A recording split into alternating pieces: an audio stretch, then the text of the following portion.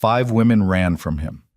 5 times, Gideon Voss watched hope disappear down that mountain trail, leaving nothing but tracks in the snow and the bitter confirmation that some men are simply too broken to be loved. The 6th woman who climbed toward his cabin wasn't supposed to be different. She was just supposed to be the last attempt before he accepted his fate. But when Eleanor Pike arrived with a worn traveling bag and eyes that had seen their own share of rejection, something impossible began to happen on that frozen Montana peak. This is the story of 2 people the world had given up on, who refused to give up on each other. Stay with me until the end, hit that like button, and drop a comment telling me what city you're watching from. I want to see how far this story travels. The trap had frozen shut again. Gideon Voss knelt in 2 feet of snow, his massive hands working the steel jaws that had seized up overnight. February in the Montana high country didn't care about a man's schedule or his need to check his lines before the wolves did. The metal finally gave way with a crack that echoed across the silent valley, and Gideon reset the mechanism with practiced efficiency, his breath forming clouds in the pre-dawn darkness. He was a big man, not just tall, but built like the mountain itself had carved him from granite and forgotten to smooth the edges. 6'4", broad-shouldered, with hands that could snap a deer's neck as easily as they could whittle a chess piece from pine.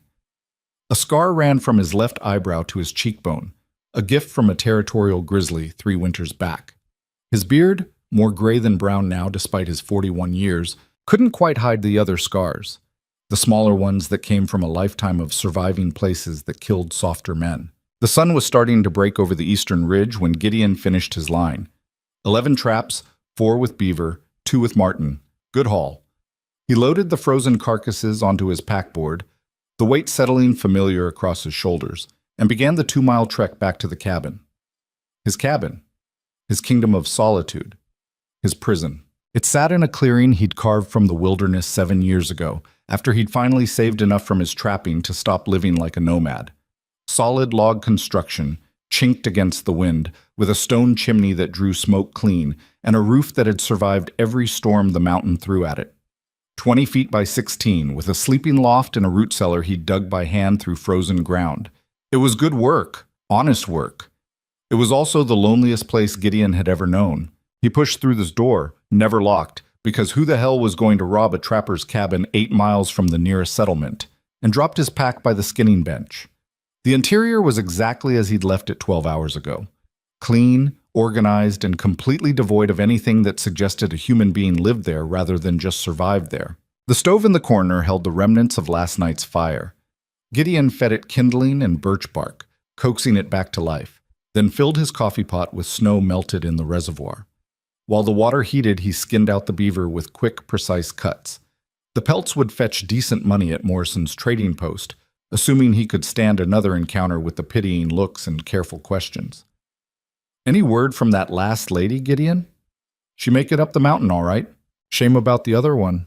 Real shame. Gideon drained his coffee, black, strong enough to strip paint, and stared at the empty chair across from his rough-hewn table. He'd built 2 chairs, bought 2 tin cups, made space in the loft for someone else's things. 5 times he'd made that space. 5 times it had gone unused. The first woman had been Martha Hendricks, a widow from Ohio with 2 young children. Gideon had spent 3 months writing careful letters, describing his land, his prospects, his desire for a family. She'd written back with increasing warmth, and when she'd finally agreed to come west, he'd felt something he hadn't experienced since childhood: hope. He'd cleaned the cabin until his hands bled, built a second room for the children, carved toys from cedar. Martha had taken one look at him standing on the platform at Granite Falls Station, and her face had gone pale. She'd stayed 2 days in town before taking the next stage back east. She never even made it to the mountain. The second woman, Caroline, had at least attempted the journey. She'd made it as far as Morrison's trading post before the reality of the isolation hit her. "I can't," she'd told him, tears streaming down her face. "I thought I could, but I can't. There's nothing here. Nothing but trees and silence and—" She hadn't finished. Hadn't needed to. The "and you" had hung in the air between them, unspoken but understood. Ruth came next. She'd lasted 4 days in the cabin before the mountain broke her. Not fear of Gideon, she'd been kind about that at least. But the wilderness itself had crushed her spirit. The walls of trees, the absolute darkness when the sun set, the sounds of animals she couldn't identify.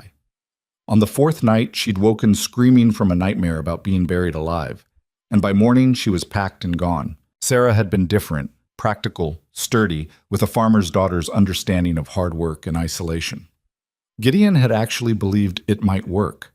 They'd spent 3 weeks together, falling into an easy routine of chores and meals and evening conversations.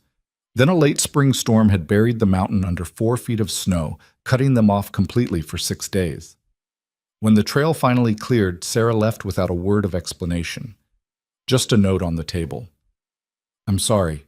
I tried." The fifth woman had never arrived at all. Elizabeth Morris had written the most beautiful letters Gideon had ever received. Thoughtful, funny, full of observations about birds and weather and the books she was reading. He'd read those letters so many times the creases had started to tear. When she'd written to say she was coming, he'd believed, truly believed, that this time would be different. He'd ridden down to meet her stage, wearing his cleanest clothes, his beard trimmed, his hair as tame as he could make it. He'd even practiced what to say, whispering greetings to himself like a damn fool as he waited at the station. Elizabeth had stepped off the stage, looked directly at him, and frozen. Gideon had seen the recognition in her eyes. She knew who he was, had been expecting him. But what followed wasn't recognition.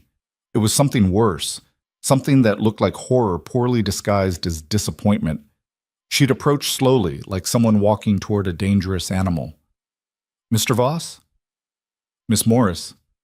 He'd removed his hat, tried to smile. "It's good to finally meet you." She'd nodded, but her hands were trembling. I'm not feeling well. The journey was difficult. I think I need to rest in town for a few days before... Of course. He'd heard the lie, but couldn't bring himself to challenge it. "I'll be at Morrison's post when you're ready. Take your time." He'd waited 4 days. On the 5th, the station master handed him a letter. Elizabeth had taken the next stage east. She apologized for wasting his time. She hoped he'd understand. She wished him well. Gideon had ridden back up the mountain in silence, the letter crumpled in his coat pocket, and he'd made himself a promise. No more. That had been 8 months ago. 8 months of silence broken only by wind, wildlife, and his own voice when he forgot and spoke aloud out of habit.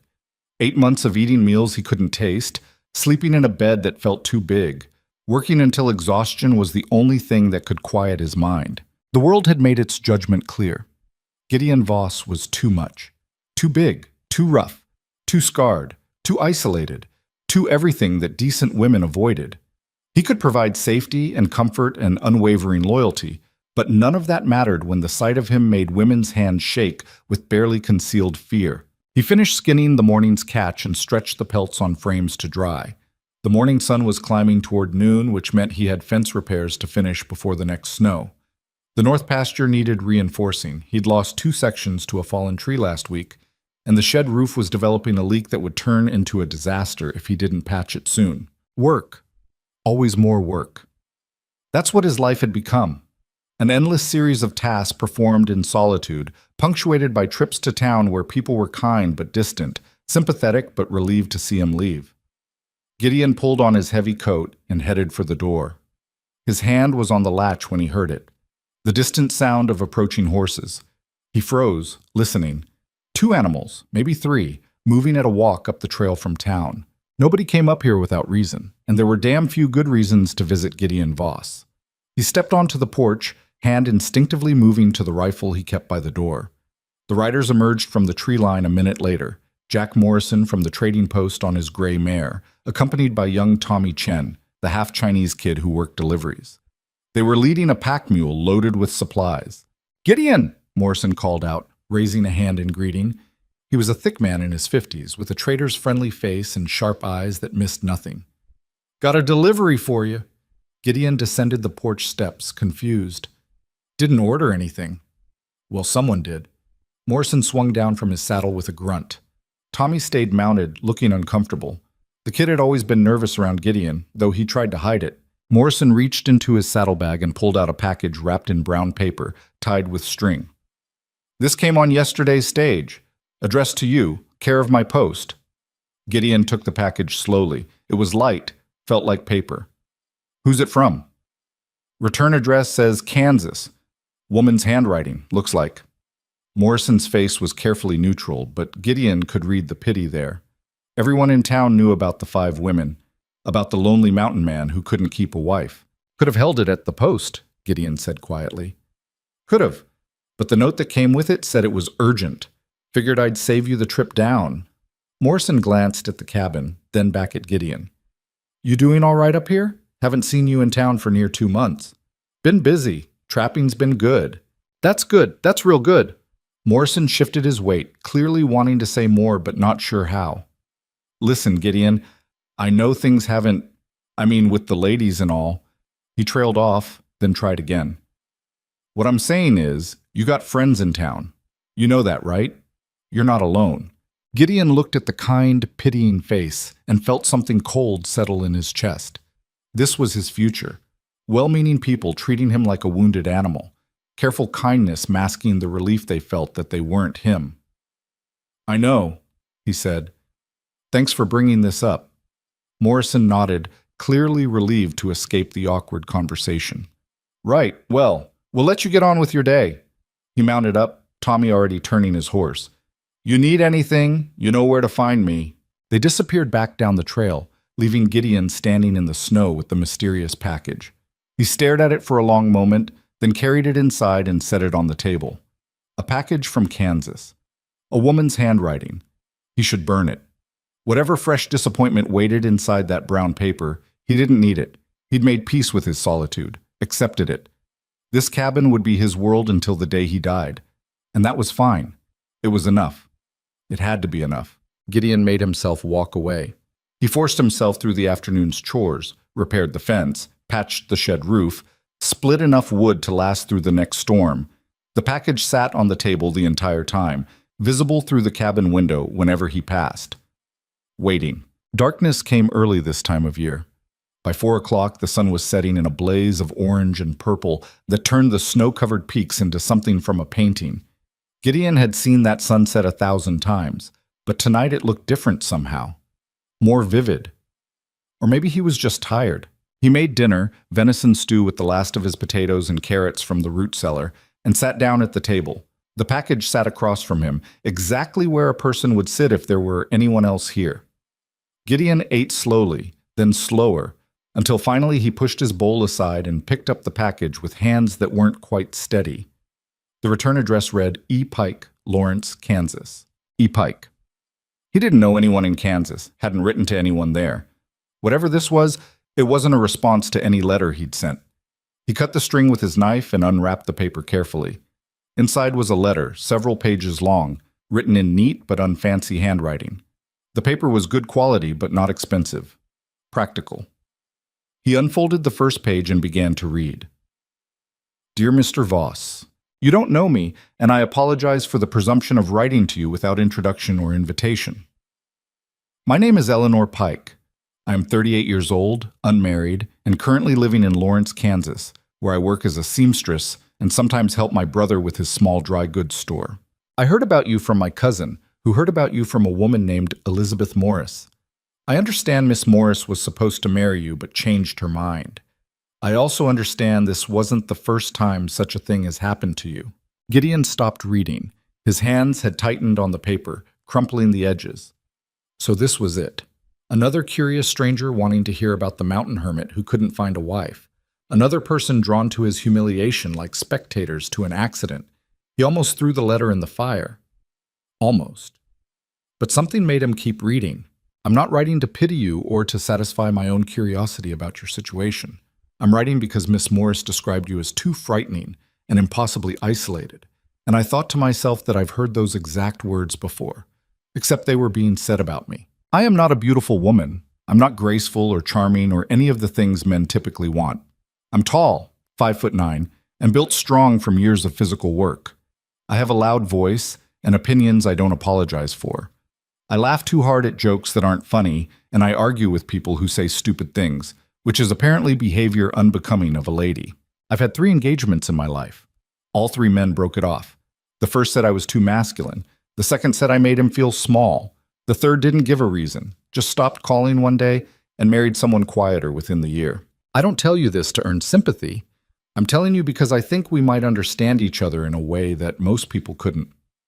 The world has decided we don't fit, Mr. Voss. We're too much of something or not enough of something else, and that's supposed to be the end of our story. But I'm wondering if maybe it doesn't have to be. Gideon read the last line 3 times. His heart was doing something strange in his chest, beating too hard, too fast. He forced himself to continue. I'm not proposing marriage. I'm not proposing anything, really, except honesty. If you're willing, I'd like to write to you. Real letters, not the kind where we pretend to be softer or smaller or easier than we actually are. Letters where we tell the truth about who we are and what we want, without apology. If you're not interested, that's fine. Burn this letter and forget about it. But if you are interested, if you're tired of being alone and tired of pretending it doesn't matter, write back. Tell me about your mountain. Tell me what happened with those 5 women. Tell me the truth. I'll do the same. Respectfully, Eleanor Pike. P.S. I enclosed a photograph. It's not a good one. I don't photograph well. But I figured you should know what you'd be corresponding with. Fair warning, I look exactly as unmarriageable as advertised. Gideon set down the letter with hands that had started shaking. There was indeed a photograph, a small carte de visite that had slipped from between the pages. He picked it up carefully. The woman staring back at him was exactly what she'd described. Not beautiful in any conventional sense. She was broad-shouldered and square-jawed, with dark hair pulled back in a severe bun. Her eyes were direct, meeting the camera without any attempt at the soft, demure expression women were supposed to affect. She wore a plain, dark dress that looked handmade, sturdy rather than fashionable. She looked capable, real, like someone who'd never pretended to be anything other than exactly what she was. Gideon studied the photograph for a long time, then read the letter again. And again, looking for the trap, the joke, the hidden cruelty. But there was none. Just blunt honesty delivered without decoration. We're too much of something, or not enough of something else. He knew that feeling, had lived with it his entire life. Too big, too rough, too quiet, too intense. Never quite fitting anywhere, always aware that his presence made people uncomfortable in ways they couldn't quite articulate. The 5 women who'd left him hadn't been wrong to leave. He understood that. This life, this mountain, this isolation, this version of existence wasn't for everyone.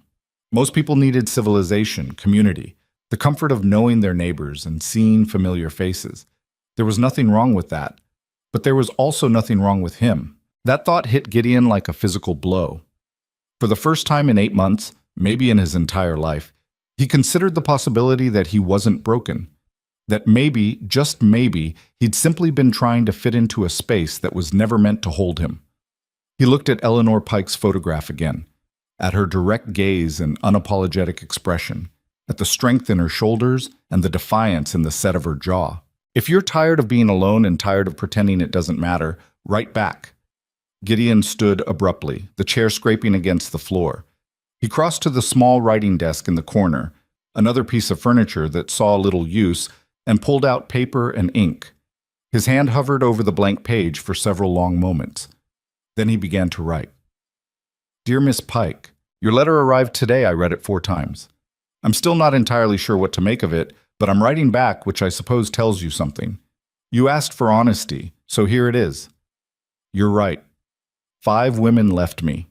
3 before they even got to the mountain, 2 after seeing what life here actually means. I don't blame any of them. This place isn't easy, and I'm not easy, and combining those 2 facts makes for a situation most people would run from. I'm big enough to scare children when I come to town. I have scars from fights with animals and weather and the mountain itself. I go weeks without talking to another human being, and when I do talk, I've forgotten how to make the kind of small conversation people expect. I'm blunt when I should be gentle and silent when I should speak up, and apparently that's enough to make me unmarriageable. I've made peace with that. Or I thought I had, until your letter arrived and made me reconsider whether peace and resignation are the same thing. Gideon paused, reading what he'd written. It felt raw, exposed in a way that made him uncomfortable. But Eleanor had asked for truth, and if he couldn't offer that, what was the point? He kept writing. You asked what happened with the 5 women. The short version is they couldn't handle the isolation. The longer version is more complicated. The first woman never made it past the train station, took one look at me and decided I wasn't what she'd imagined. The second made it to town, but not the mountain. The third lasted 4 days before the silence broke her. The fourth seemed fine until a storm trapped us for almost a week, and something about that pushed her past her limits. The fifth changed her mind before even meeting me. What they all had in common was this. They looked at my life and saw a prison. They looked at me and saw someone who'd chosen this prison, which made me either crazy or dangerous or both. But here's the thing, Miss Pike. I didn't choose this life because I hate people or because I'm hiding from the world. I chose it because up here, I finally fit. The mountain doesn't care that I'm too big or too quiet or too rough. The wilderness doesn't judge me for not knowing how to make polite conversation. Up here, I can be exactly what I am, without apology. That's what those 5 women couldn't understand. They thought I was isolated. I think I was finally free. He stopped again, surprised by his own words. He'd never articulated that before, not even to himself. But it was true. For all its loneliness, the mountain had given him something civilization never could. Permission to exist without constantly shrinking himself to fit other people's comfort. You said you're tall and strong and loud and opinionated, and you describe those things like they're flaws. They're not. Or they shouldn't be. But I understand why you think they are. The world doesn't like women who take up space any more than it likes men who take up too much of it. So, yes, I'll write to you. Real letters, honest ones, without pretending to be something I'm not. You should know what you're getting into, though. I'm not looking for a pen pal or a distant friend. If we're going to do this, I need to know it might lead somewhere. I can't spend another year writing careful letters to someone who will eventually decide I'm too much to handle. If that's too direct, I apologize. But you asked for honesty, and that's the most honest thing I can tell you. I'm tired of being alone. I'm tired of pretending it doesn't matter. And I'm tired of changing myself to fit a world that will never accept me anyway. If you're still interested after reading this, write back. Tell me about Kansas. Tell me about the 3 men who were stupid enough to let you go. Tell me the truth. Gideon Voss. P.S. I don't have a photograph to send you. I don't own a camera, and I avoid photographers when I'm in town. But if you're picturing someone large, scarred, and rough around every edge, you're probably close enough. He read the letter through twice, then sealed it before he could talk himself out of sending it. The next morning, he made the 8-mile ride down to Morrison's post and handed over the letter without explanation. Morrison looked at the Kansas address and raised his eyebrows but didn't comment. This going out on today's stage? Yeah. All right then. Morrison pocketed the letter, then studied Gideon's face. You look different somehow. Something happened. Gideon considered the question. Had something happened? He wasn't sure. All he'd done was write a letter to a stranger who probably wouldn't write back. That wasn't change. That wasn't hope. It was just possibility. The smallest crack in the wall he'd built around his expectations. No, he said finally. Nothing happened. But as he rode back up the mountain, the lie sat heavy in his chest. Something had happened. Something had shifted. He just didn't know what yet. The days that followed were an exercise in forced normalcy. Gideon ran his trap lines, repaired equipment, stalked firewood against the next storm. He did everything exactly as he'd done for 8 months, with one crucial difference. Now he was listening for hoofbeats on the trail. A letter from Kansas to Montana would take at least 2 weeks, probably longer. Gideon knew this. He'd calculated it carefully, marking the days on the calendar he kept by his bed. 2 weeks minimum for his letter to arrive. A few days for her to respond, if she responded at all. 2 weeks for her reply to reach him. 4 weeks total. Maybe 5. Maybe never. He made it 3 weeks before he cracked and rode down to Morrison's post on the flimsiest of pretexts. He needed salt, he told himself, and coffee, though both were lies. He needed to know if there was a letter. There wasn't. Morrison saw the disappointment Gideon couldn't quite hide and pretended not to notice. Nothing came for you today, but the stage was light. Weather probably slowed things down. Check back in a few days. Gideon rode home in silence, angry at himself for hoping, angrier still for letting that hope show. But 4 days later, when Morrison sent Tommy Chen up the mountain with a package marked urgent, perishable contents, Gideon's hand shook so badly he could barely unwrap it. Inside was a letter and a small tin of cookies. He read the letter first. Dear Mr. Voss, your letter arrived this morning, and I'll confess I read it 3 times before I believed you'd actually responded.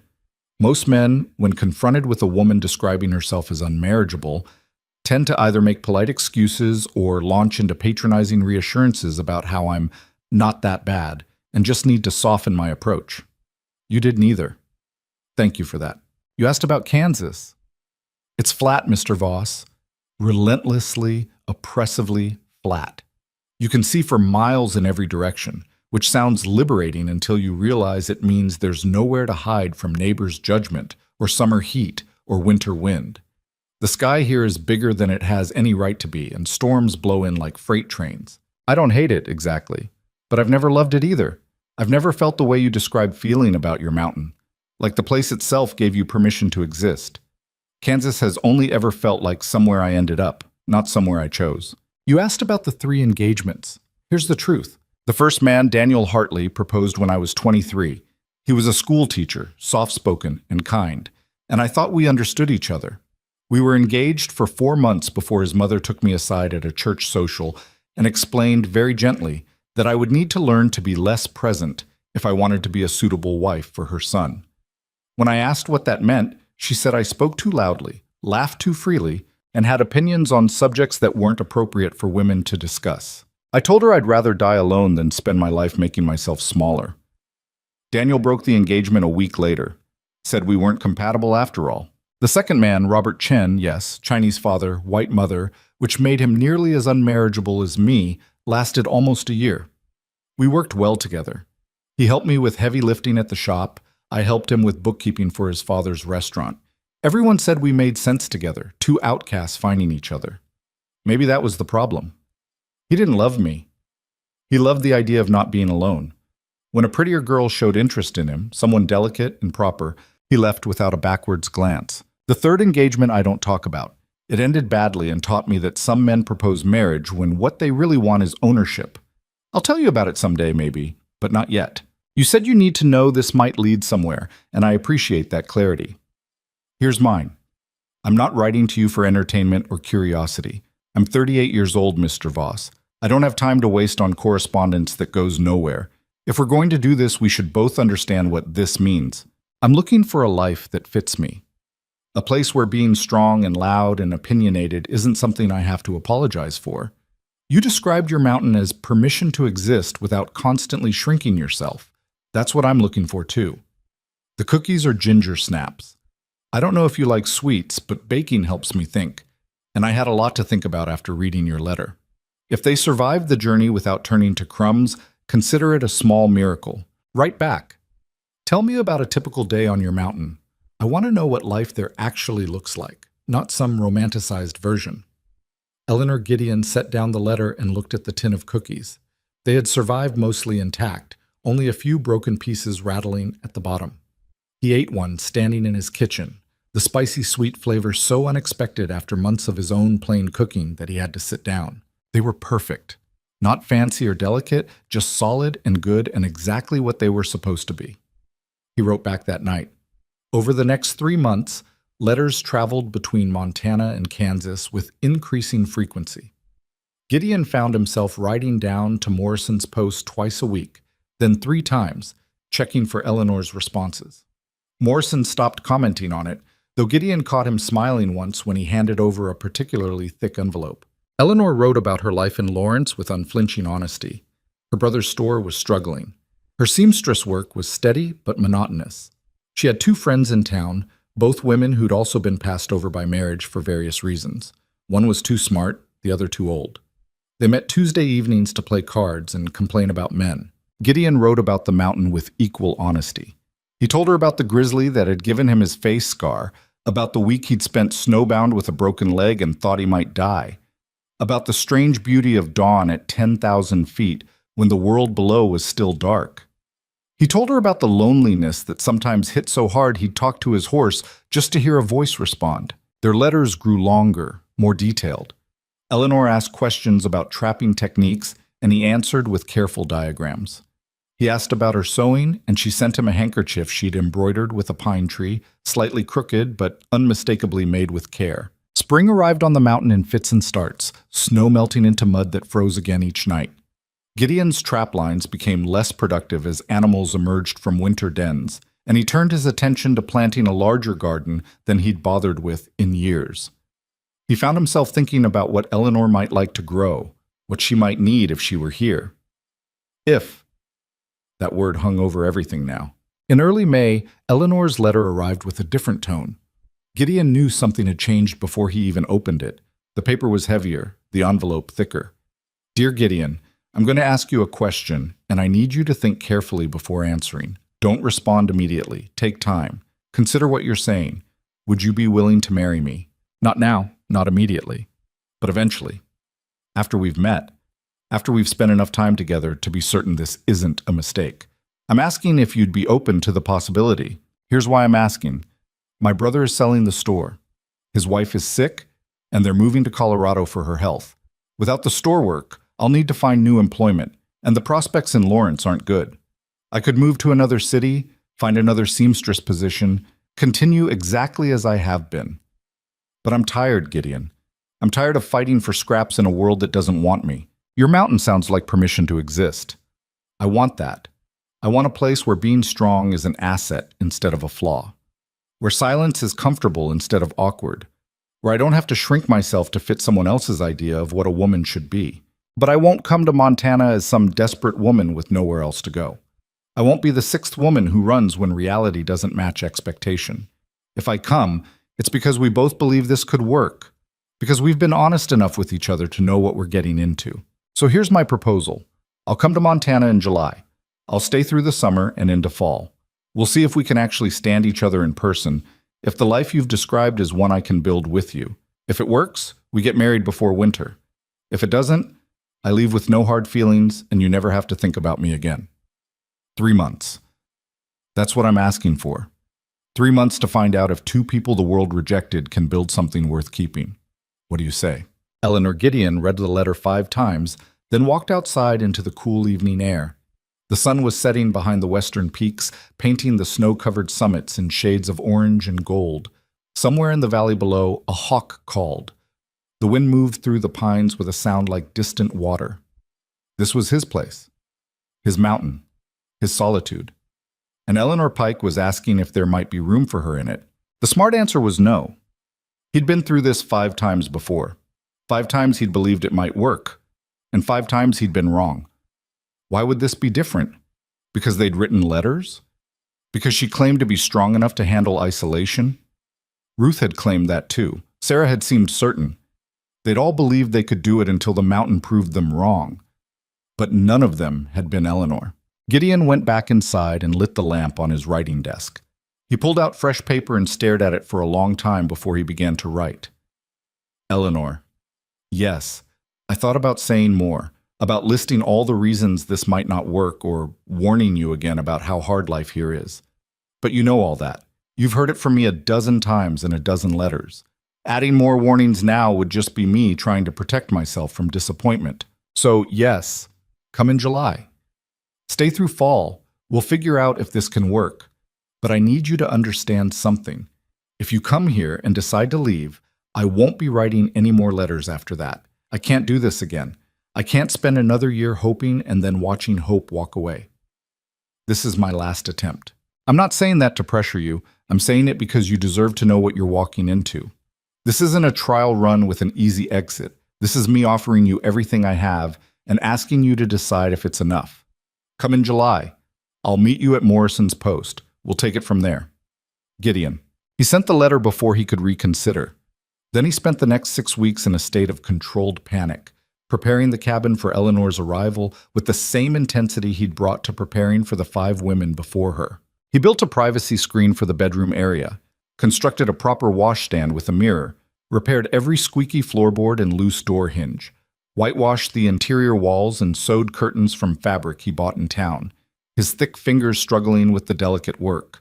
Morrison noticed the purchases and the unusual number of trips down the mountain, but said nothing until Gideon bought a set of good china dishes to replace his battered tin plates. She's really coming then? Morrison asked, wrapping the dishes carefully. July 15th. You nervous? Gideon looked at the trader for a long moment. terrified. Morrison nodded like this was the most reasonable thing in the world. Well, hope it works out this time. Really do. June passed in a blur of preparation and second-guessing. Gideon cleaned things that were already clean, fixed things that weren't broken, and lay awake at night trying to imagine what it would be like to have another person in his space after so many months alone. He'd forgotten how to share space with someone, how to moderate his movements in a small cabin so he didn't overwhelm it with his size, how to make conversation that wasn't just functional communication about tasks and weather. What if Eleanor took one look at him and realized the man in her imagination was nothing like the reality? What if the mountain that sounded romantic in letters felt like a prison in person? What if the silence he loved drove her slowly mad? What if this was another mistake in a long line of mistakes? July arrived with unusual heat, the snow line retreating up the mountain and wildflowers exploding across the meadows. On the morning of the 15th, Gideon rode down to Morrison's post 3 hours early, too anxious to wait any longer. The stage was due at noon. By 11:30, a small crowd had gathered. Morrison, Tommy Chen, a few trappers who'd come down from the high country to trade furs, and Mrs. Abernathy, who ran the boarding house and never missed the stage's arrival. They all knew why Gideon was there. They'd all seen him wait before. At 12:15, the stage rattled into view, the driver cursing at his team as they navigated the muddy road. It lurched to a stop in front of Morrison's porch, and the driver climbed down to open the passenger door. 3 people emerged. A salesman Gideon vaguely recognized, an elderly couple heading to see family in the mountains, and a tall woman in a practical traveling dress carrying a worn leather bag. Eleanor Pike looked exactly like her photograph, and nothing like it at all. The image had captured her features but missed everything else. The way she moved with complete confidence despite the attention of every person in the small crowd. The directness of her gaze as she scanned faces looking for his. The set of her shoulders that suggested she was ready for whatever came next. Her eyes found Gideon and stopped. For a moment, neither of them moved. Then Eleanor crossed the distance between them in 4 long strides and stuck out her hand like she was meeting a business partner. "Mr. Voss?" "Miss Pike." Gideon took her hand carefully, aware of every eye watching them. Her grip was firm, her palm calloused from work. She was exactly as tall as she'd claimed, which put the top of her head level with his shoulder. "How was your journey?" "Long, hot. The last leg from Kansas City had a wheel that squeaked for 200 miles.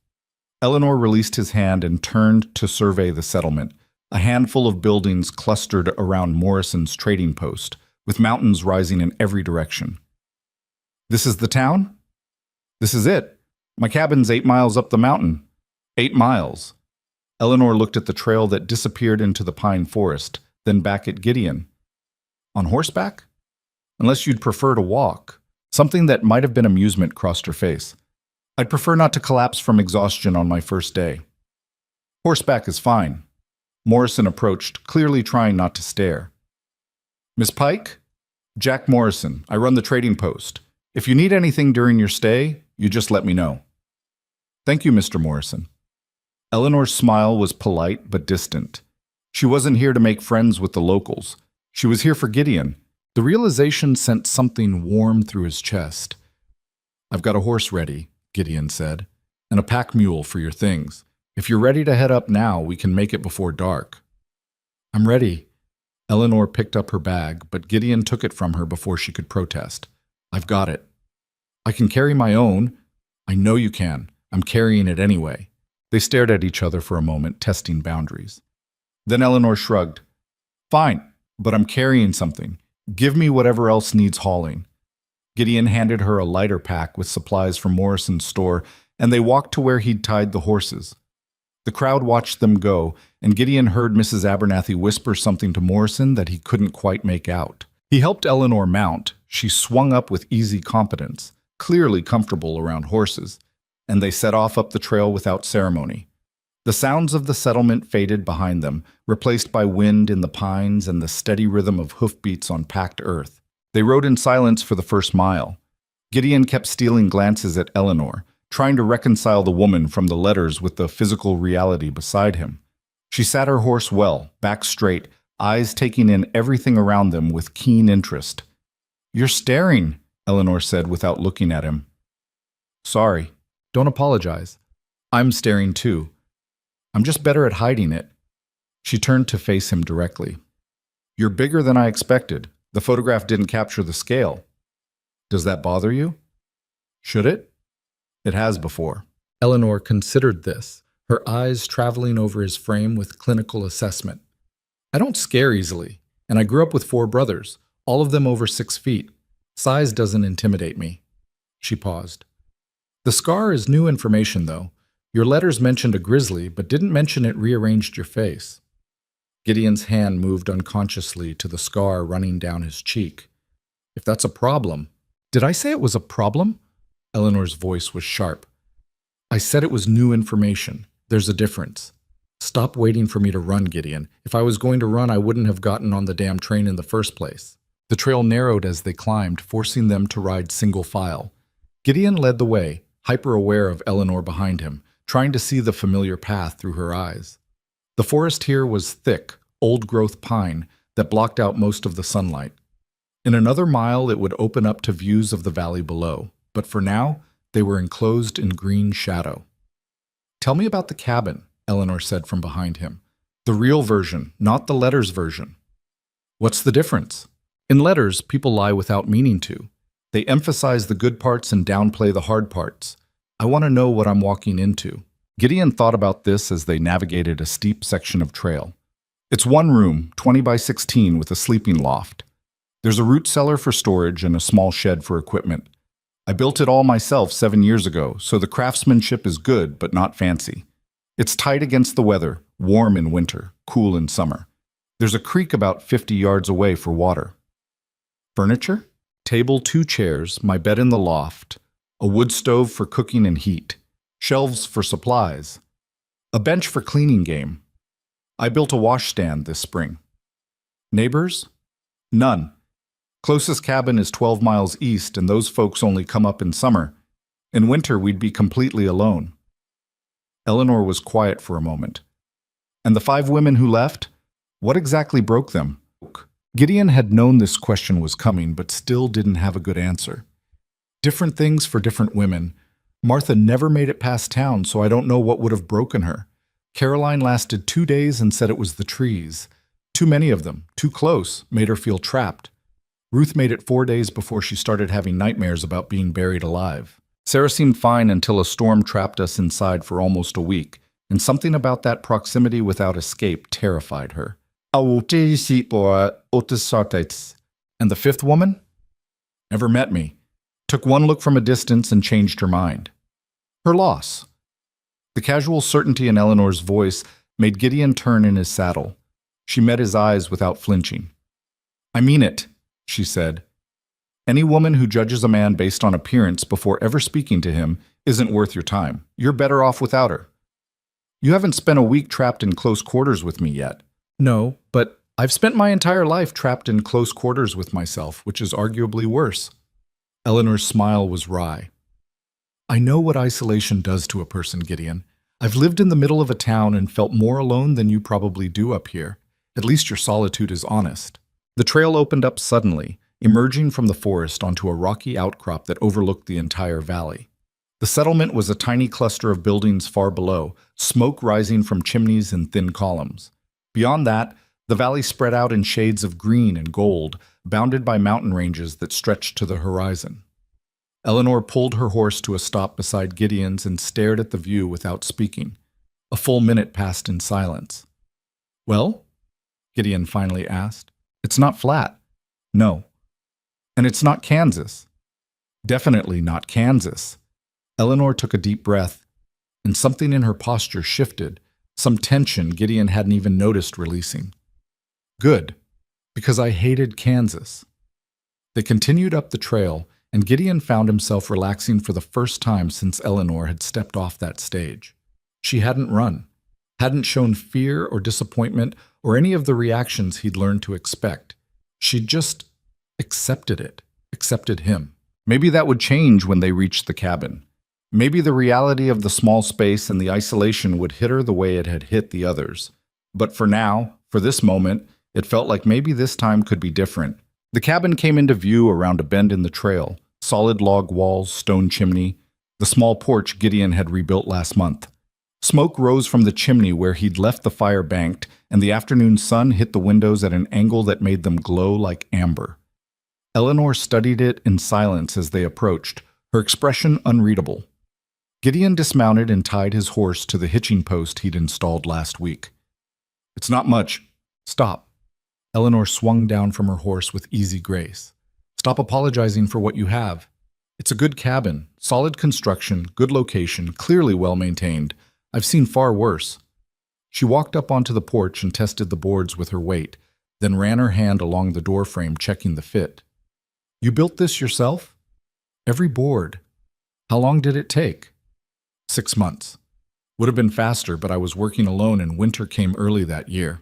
Eleanor pushed open the door. Gideon had left it unlocked and stepped inside. Gideon followed, suddenly seeing the space through her eyes and finding it wanting. The cabin was clean and organized, but it was also stark, functional, a place for survival, not living. Eleanor set down her pack and did a slow turn, taking in everything. The wood stove with its neat stack of kindling, the table with 2 unmatched chairs, the shelves lined with supplies in careful rows, the ladder leading to the sleeping loft, the curtains he'd sewn with his clumsy hands. She walked to the window and looked out at the view, more mountains, the creek glinting in the afternoon sun, wildflowers scattered across the clearing. "Where do you want me to sleep?" she finally asked. Gideon had agonized over this question for weeks.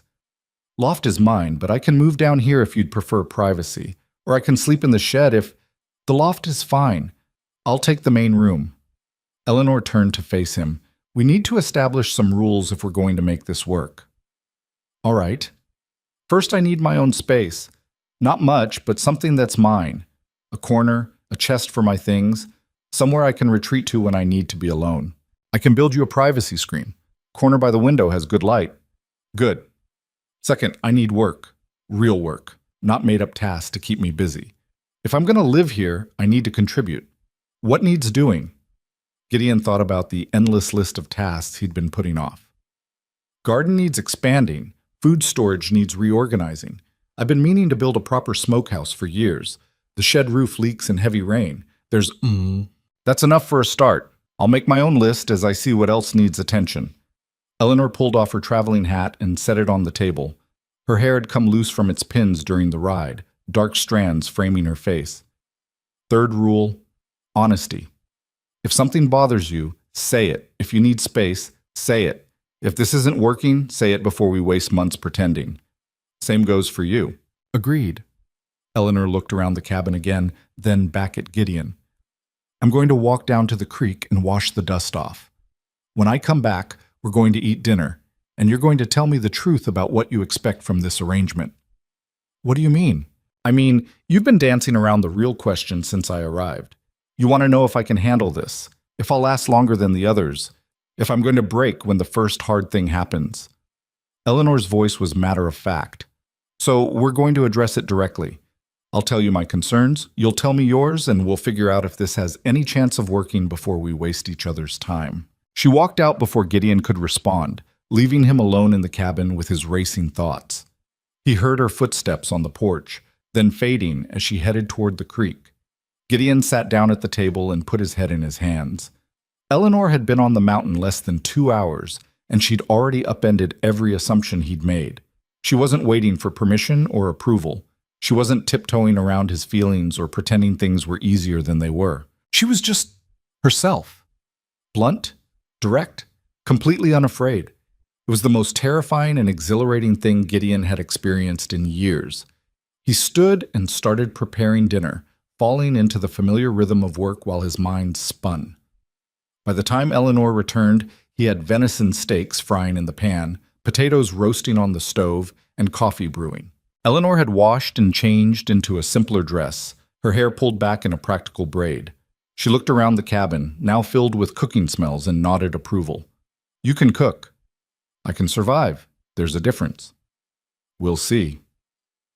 Eleanor sat at the table without being invited and watched him work. "What do you normally do in the evenings?" "Depends on the season. Winter, I work on equipment repair, read if the light's good. Summer, there's usually outside work until dark. Sometimes I carve." "Carve what?" Gideon gestured to a shelf where he kept a few pieces, A bear, an eagle, a chess set he'd never finished. Whatever comes to mind.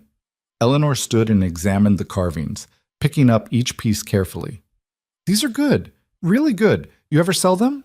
No. Why not? Never thought about it. Well, think about it. These would fetch good money in town.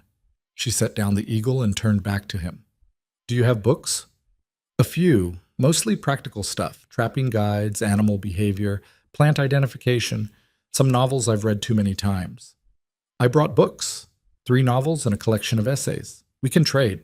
They ate dinner at the small table, and Gideon was struck by how normal it felt. How easy. There was no awkward small talk, no desperate attempts to fill silence. Eleanor asked questions about the property, and he answered them. She told him about her journey west, and he listened. They cleared plates together without discussion, moving around each other in the small space with surprising ease. When everything was cleaned and put away, Eleanor poured herself a cup of coffee and sat back down at the table. All right, she said. Truth time. What are you most afraid of about this arrangement? Gideon sat across from her, cradling his own coffee. That you'll pretend it's fine until you can't pretend anymore, and then you'll leave without warning like Sarah did. Fair, what else? That the isolation will break you the way it broke Ruth, that you'll start to hate this place and resent me for bringing you here. Eleanor nodded slowly. Anything else? Gideon hesitated, then forced himself to say it. That I'll start to care about you and you'll realize I'm exactly what those other women saw, too rough, too broken, too much to love. The words hung in the air between them. Eleanor took a long drink of coffee before responding. Here's what I'm afraid of, she said. I'm afraid you'll treat me like I'm fragile because I'm a woman, that you'll give me easy tasks and tell me not to worry about the hard things. I'm afraid you'll expect me to make this place softer or more civilized, when what you really need is someone who can help you survive it. She paused. And I'm afraid I'll fail at this the way I've failed at everything else, and you'll be kind about it, which will somehow be worse than if you were cruel. Gideon looked at her across the table. This tall, strong, unflinching woman who'd traveled across half a country to take a chance on a life that had already defeated 5 other people. I won't treat you like you're fragile, he said, and I don't want this place softer. I like it rough. Good. Eleanor's smile was quick and genuine. Then we might actually make this work. They talked until long after dark, the conversation flowing easier than Gideon had thought possible. Eleanor asked about his daily routine and he walked her through it, checking traps, hunting, maintaining equipment, the seasonal rhythms that governed life on the mountain. She told him about her work in Lawrence, the peculiar personalities of her customers, the Tuesday card games with her unmarriageable friends. When Eleanor finally announced she was tired and climbed into the bed Gideon had prepared in the corner, he retreated to the loft and lay awake, listening to her breathing in the darkness below. For the first time in 8 months, the cabin didn't feel empty. He didn't let himself hope, not yet, but he let himself imagine what it might feel like if this actually worked. Morning arrived cold and clear. Gideon woke to the smell of coffee and came down from the loft to find Eleanor already dressed, standing at the stove with his coffee pot. You're up early, he said. Old habits. In Kansas, I was always the first one at the shop. She poured him a cup without asking. I looked at your garden. It's a disaster. Gideon took the coffee, unsure if he should be offended. It produces a fraction of what it could. The spacing is wrong, half the plants are competing for resources, and you've got vegetables planted that take too long to mature at this elevation. Eleanor handed him the cup. I'm redesigning it today. That's a full day's work. Good thing I'm here then. Eleanor pulled on the coat she'd brought, too light for Montana winters, but adequate for summer mornings. Show me where you keep your tools. They spent the day in the garden, Eleanor directing the work with the confidence of someone who'd been planning this since she arrived.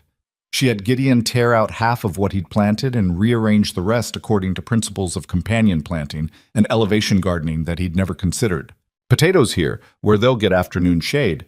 Beans with the corn so they can climb the stalks. Root vegetables in the deeper soil by the creek. Eleanor worked beside him, her hands just as dirty as his, her strength evident in how she turned the heavy soil. You've been fighting this mountain instead of working with it. I've kept myself fed. Fed isn't the same as thriving. Eleanor straightened. wiping sweat from her forehead. You asked me in your letters what I wanted. I want to thrive, Gideon, not just survive. They worked until the sun was high overhead, then took a break by the creek. Eleanor washed her hands in the cold water and sat on a flat rock surveying their progress. This is good land, she said. You could support a family here if you managed it better. Never needed to support a family. No, but you wanted to. Eleanor looked at him directly. That's why you kept trying with those women. You weren't just lonely. You wanted to build something bigger than yourself. Gideon didn't answer, but he didn't need to. Eleanor had seen through him in a way no one else ever had. They finished the garden as the sun was setting, both of them exhausted and filthy. Eleanor looked at the reorganized plot with satisfaction. Better. Not perfect, but better. We'll plant the rest tomorrow. That night over dinner, Eleanor asked about winter. How bad does it get? Bad. Snow from October to May, sometimes June. There have been winters where I didn't see another person for 4 months straight. The trail down becomes impassable. If something goes wrong, you handle it yourself or you die. How much food do you store? Enough for 6 months, usually. I hunt through winter when I can, trap for pelts to sell in spring. Eleanor was quiet for a moment.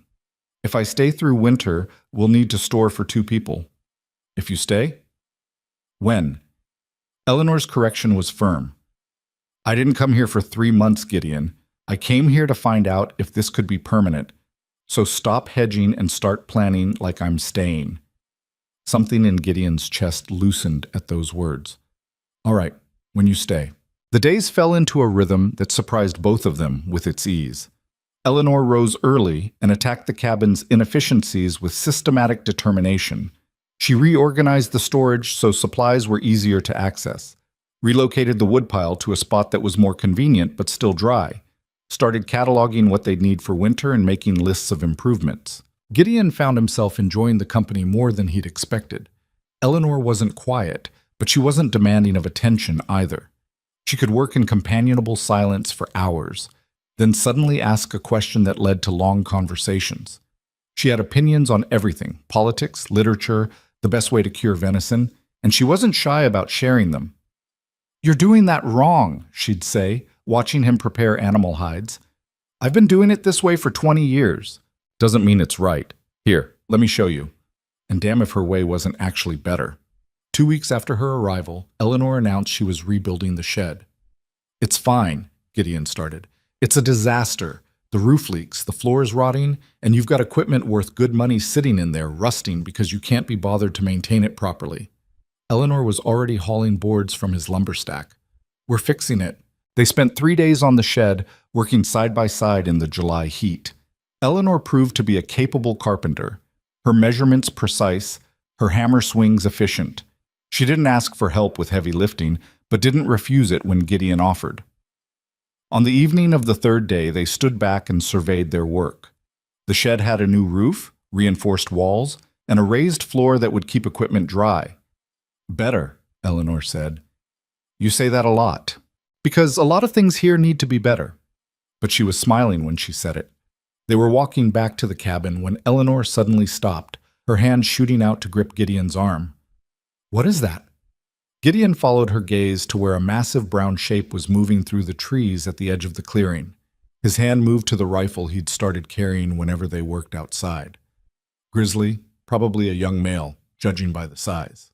The bear emerged fully into view, easily 7 feet tall and 500 pounds of muscle. It hadn't noticed them yet, focused on digging in the soft earth near the tree line. Eleanor's grip on Gideon's arm tightened, but her voice stayed steady. Is it dangerous? Depends. If we're between it and food or cubs, yes. Otherwise, usually not. Gideon raised his voice slightly. Hey, bear! The grizzly's head snapped up. It looked directly at them, and Gideon felt Eleanor stiffen beside him. Don't run, he said quietly. Just back toward the cabin slowly. They retreated across the clearing, keeping their eyes on the bear.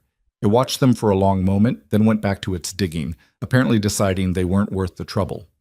Once they were safely inside the cabin with the door barred, Eleanor sat down at the table. That happens often? Once or twice a month in summer, they usually avoid people, but you can't predict them. Eleanor nodded slowly, processing this. Ruth would have been terrified. Sarah would have insisted they leave immediately. Caroline would have made it another excuse to go back to civilization. "Guess we'll need to be more careful about food storage," Eleanor finally said. That was all. No panic, no demands, just practical acceptance that grizzlies were now part of her reality. Gideon sat down across from her. "You're not afraid. I'm terrified. But being afraid doesn't change the fact that this is where I am." Eleanor met his eyes. "You think I don't know how this looks? A woman my age, unmarried, with no other prospects, latching onto the first man desperate enough to take her? I know exactly what people in town are thinking." "I don't care what they think." "Neither do I. But I care about proving them wrong." Eleanor leaned forward. "I didn't come here because I had nowhere else to go. I came here because I chose to, because I'm done living a small life in a small place pretending to be smaller than I am. Whatever happens with us, that decision was mine, and I'm not running from a damn bear after I've come this far." In that moment, Gideon realized he wasn't just attracted to Eleanor. He respected her in a way he'd never respected anyone.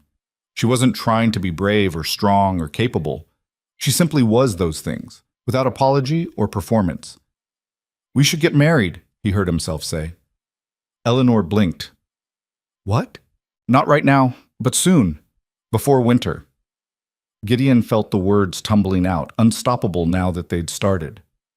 "I know we said we'd wait until fall, but I already know. You're not going to run. You're not going to break. You're going to stay because you're too damn stubborn to let this place beat you." "That's your proposal? You're too stubborn to leave?" "No, my proposal is this. I think we could build something good here. Not perfect, but honest. A life that fits who we actually are instead of who we're supposed to be. And I'd rather start building it now than waste more time pretending we're still deciding." Eleanor was quiet for a long moment, her eyes searching his face. "Ask me properly," she finally said. Gideon stood and circled the table until he was standing directly in front of her. Eleanor turned in her chair to face him, and he dropped to one knee on the rough cabin floor. "Eleanor Pike, will you marry me?" "Yes."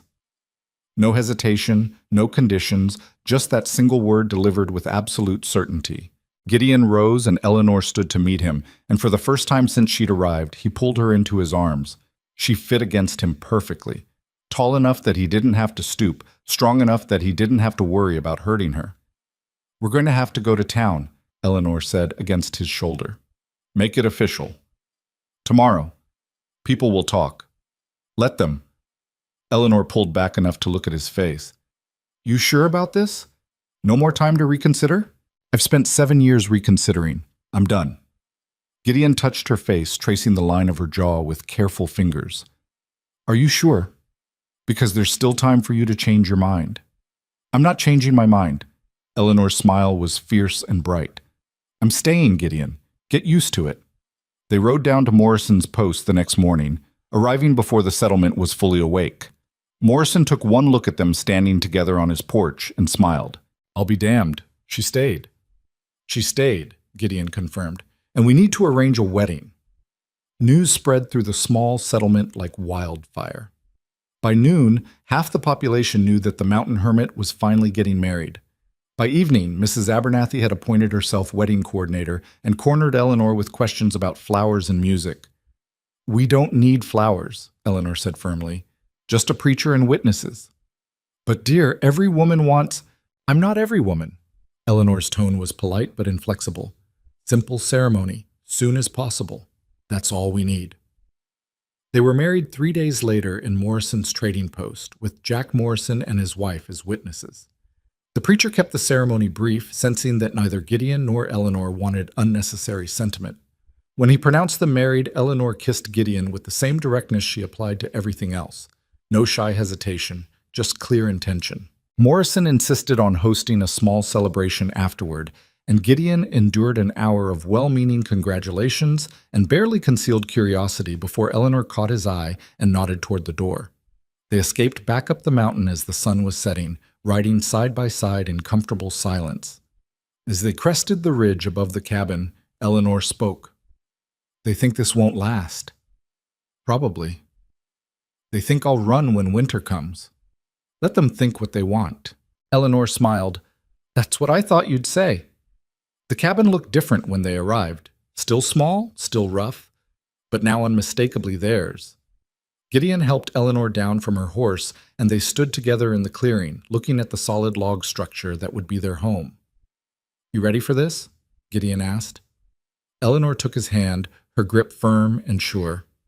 "I've been ready my whole life." They walked inside together, closing the door on the watching world outside, and began the work of building a life big enough to hold them both. The first argument came 2 weeks after the wedding, on a brutally hot August afternoon when tempers were already running short. Gideon had been checking the northern fence line when he returned to find Eleanor halfway up a ladder, attempting to repair a section of the cabin's roof that he'd been planning to fix himself come fall. "What the hell are you doing?" he called out, dropping his pack. Eleanor didn't look down. "What does it look like?" "This section's been letting in water.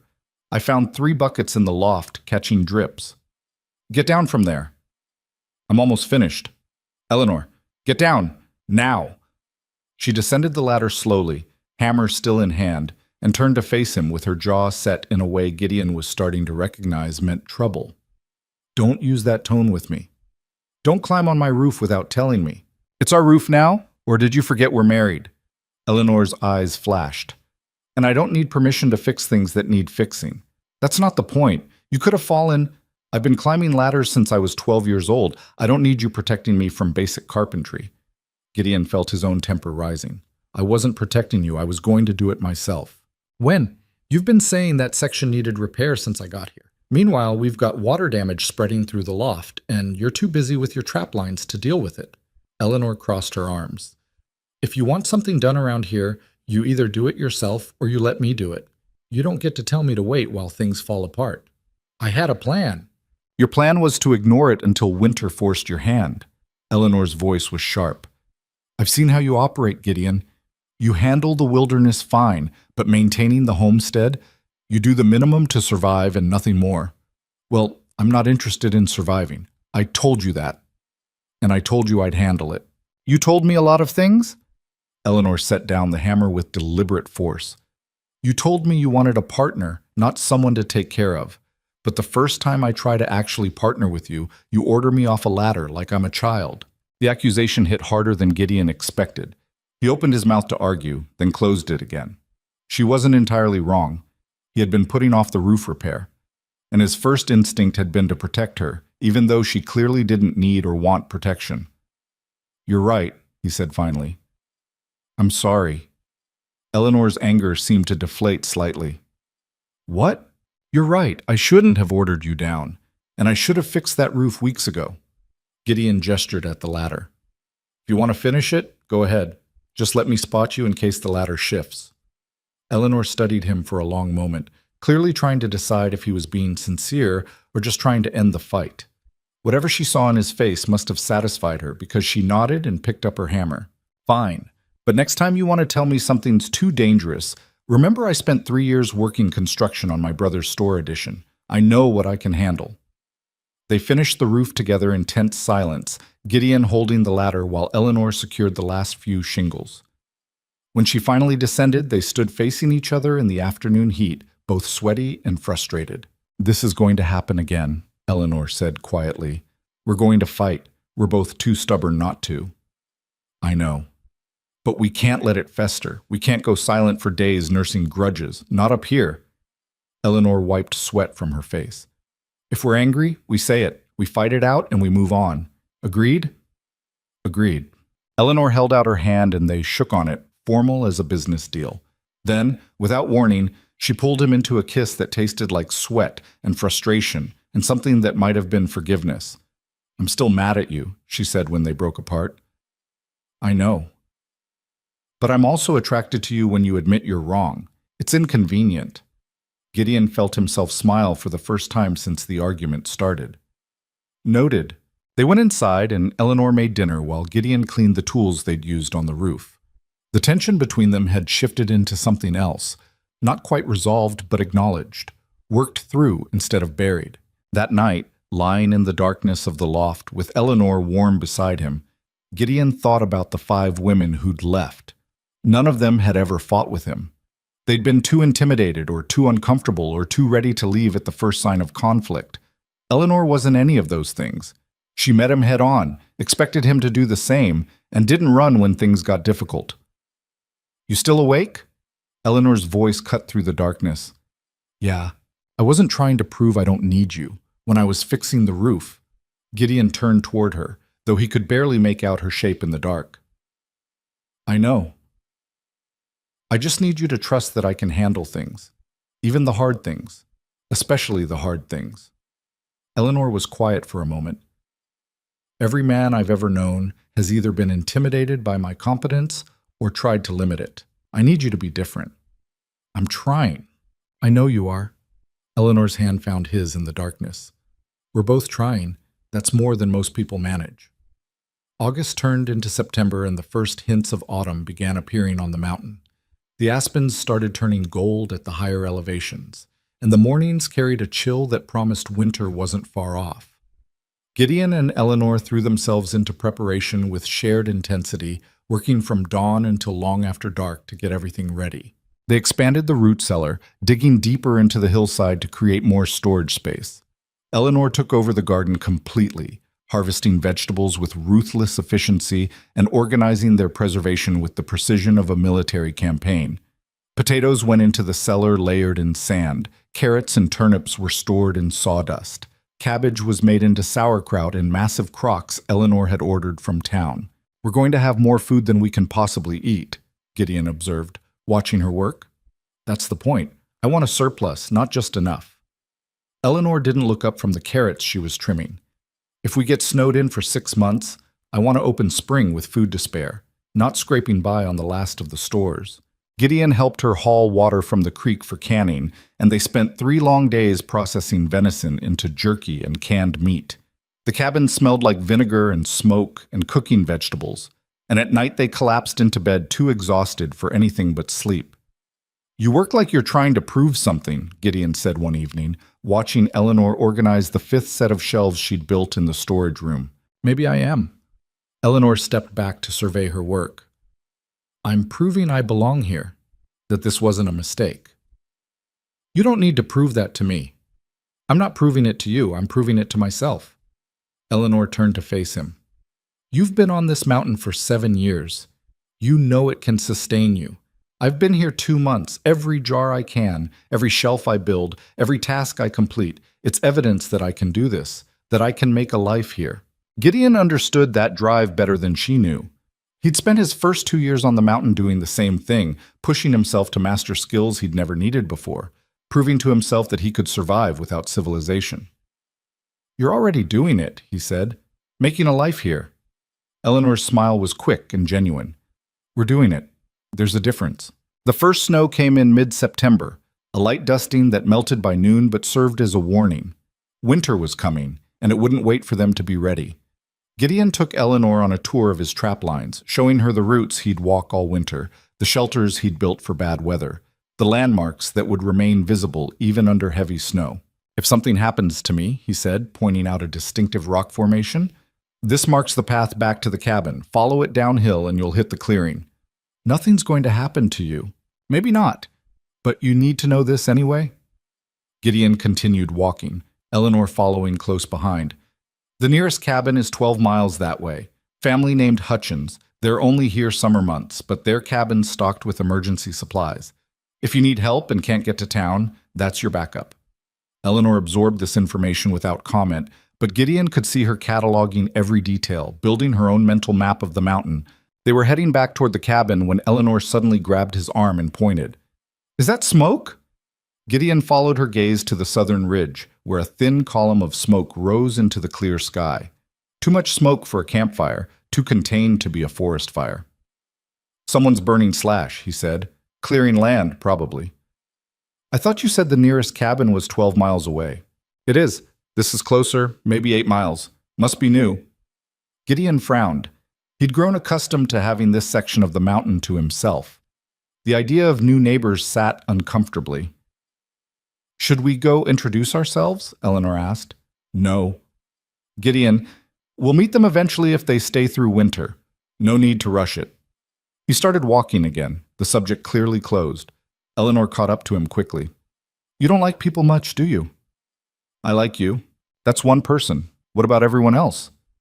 Gideon thought about how to answer. I don't dislike people. I just don't need them the way most people seem to. Too much company exhausts me. Always has. Even me? You're different. You don't drain my energy the way crowds do. Gideon glanced at her. Does that make sense? Perfect sense. I'm the same way. Eleanor was quiet for a moment.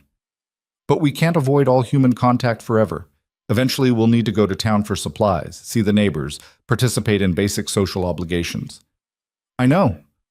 And when we do, you need to let me handle the talking. You're terrible at it. Gideon couldn't argue with that assessment. They made their first trip to town in October, riding down with a load of furs Gideon had been accumulating and a list of supplies they'd need to make it through winter. Morrison's trading post was busy with other mountain families doing the same last-minute stocking, and several people stopped to stare when Gideon and Eleanor walked in together. Well, well, Morrison called from behind the counter. The mountain man and his bride. Heard you two got married quick. Quick enough, Gideon said. Eleanor stepped forward before he could say anything else. We need to place a large order, Mr. Morrison. I have a list. She pulled out 3 pages of carefully itemized supplies: flour, sugar, salt, coffee, ammunition, lamp oil, fabric for sewing, thread, needles, and a dozen other items Gideon would never have thought to request. Morrison's eyebrows climbed as he read through the list. This is enough to feed an army. It's enough to feed 2 people through a Montana winter without running short. Eleanor's tone was matter-of-fact. Can you source everything by the end of the week? Most of it. Some items might take longer. Make a note of what you can't get, and I'll adjust accordingly. Eleanor turned to Gideon. I'm going to check the dry goods section. You handle the ammunition and traps. She walked away before he could respond, leaving Morrison grinning at Gideon from behind the counter. She's got you well trained. She's got me organized, Gideon corrected. There's a difference. He spent the next hour selecting ammunition and examining new trap designs while Eleanor moved through the store with systematic efficiency. Other shoppers gave them a wide berth, and Gideon caught fragments of whispered conversations. Lasted longer than the others. Wonder if she knows what she's gotten into. Winter will tell the tale. Eleanor either didn't hear or didn't care. She completed her shopping with the same focused determination she brought to everything, and by the time they left Morrison's post, their pack mule was loaded with enough supplies to see them through to spring. They were talking about us, Eleanor said as they rode out of town. They always do. Doesn't it bother you? Gideon considered the question. Used to, not anymore. Let them talk. We know the truth of what we're building. Eleanor smiled at that, and they rode the rest of the way home in comfortable silence. The new neighbors made themselves known in late October when a man and a teenage boy appeared on the trail leading to Gideon's cabin.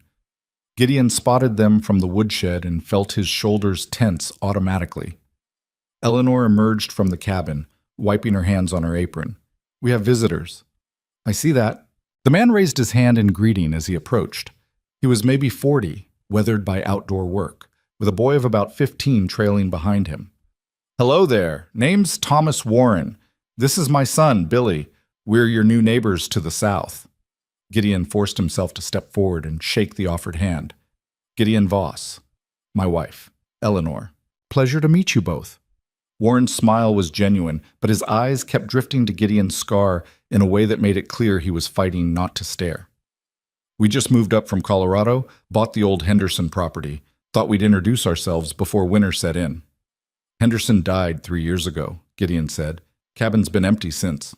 So we discovered we've been fixing it up, getting ready for our first winter. Warren looked around at Gideon's property with appreciation. You've got a good setup here. Been here long? 7 years. Eleanor stepped in before the conversation could die in awkward silence. Would you like some coffee? We were just about to have some ourselves. Warren's face brightened. That'd be mighty kind of you, ma'am. They sat on the porch. The cabin was too small for comfortable entertaining, and Eleanor served coffee while Warren talked about his plans for his property. He was a trapper and sometime prospector, he explained, and he'd brought his son up to teach him the trade after the boy's mother had died the previous winter. It's just the 2 of us now, Warren said, his voice roughening slightly. Figured we needed a fresh start somewhere new. Eleanor's expression softened. I'm sorry for your loss. Thank you, ma'am. It's been hard on Billy especially.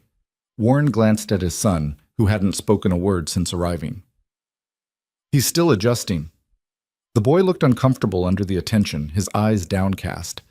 Gideon recognized the look, grief mixed with the awkwardness of adolescence and the desperate desire to be anywhere else. How old are you, Billy? Eleanor asked gently. 15, ma'am, the boy mumbled.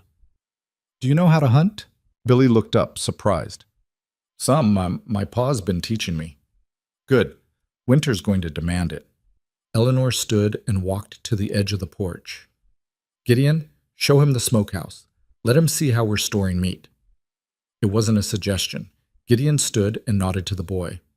Come on. Billy followed him across the clearing, clearly relieved to escape the adults. Gideon showed him the smokehouse Eleanor had insisted they build, explaining the curing process and the amount of meat they'd need to sustain them through winter.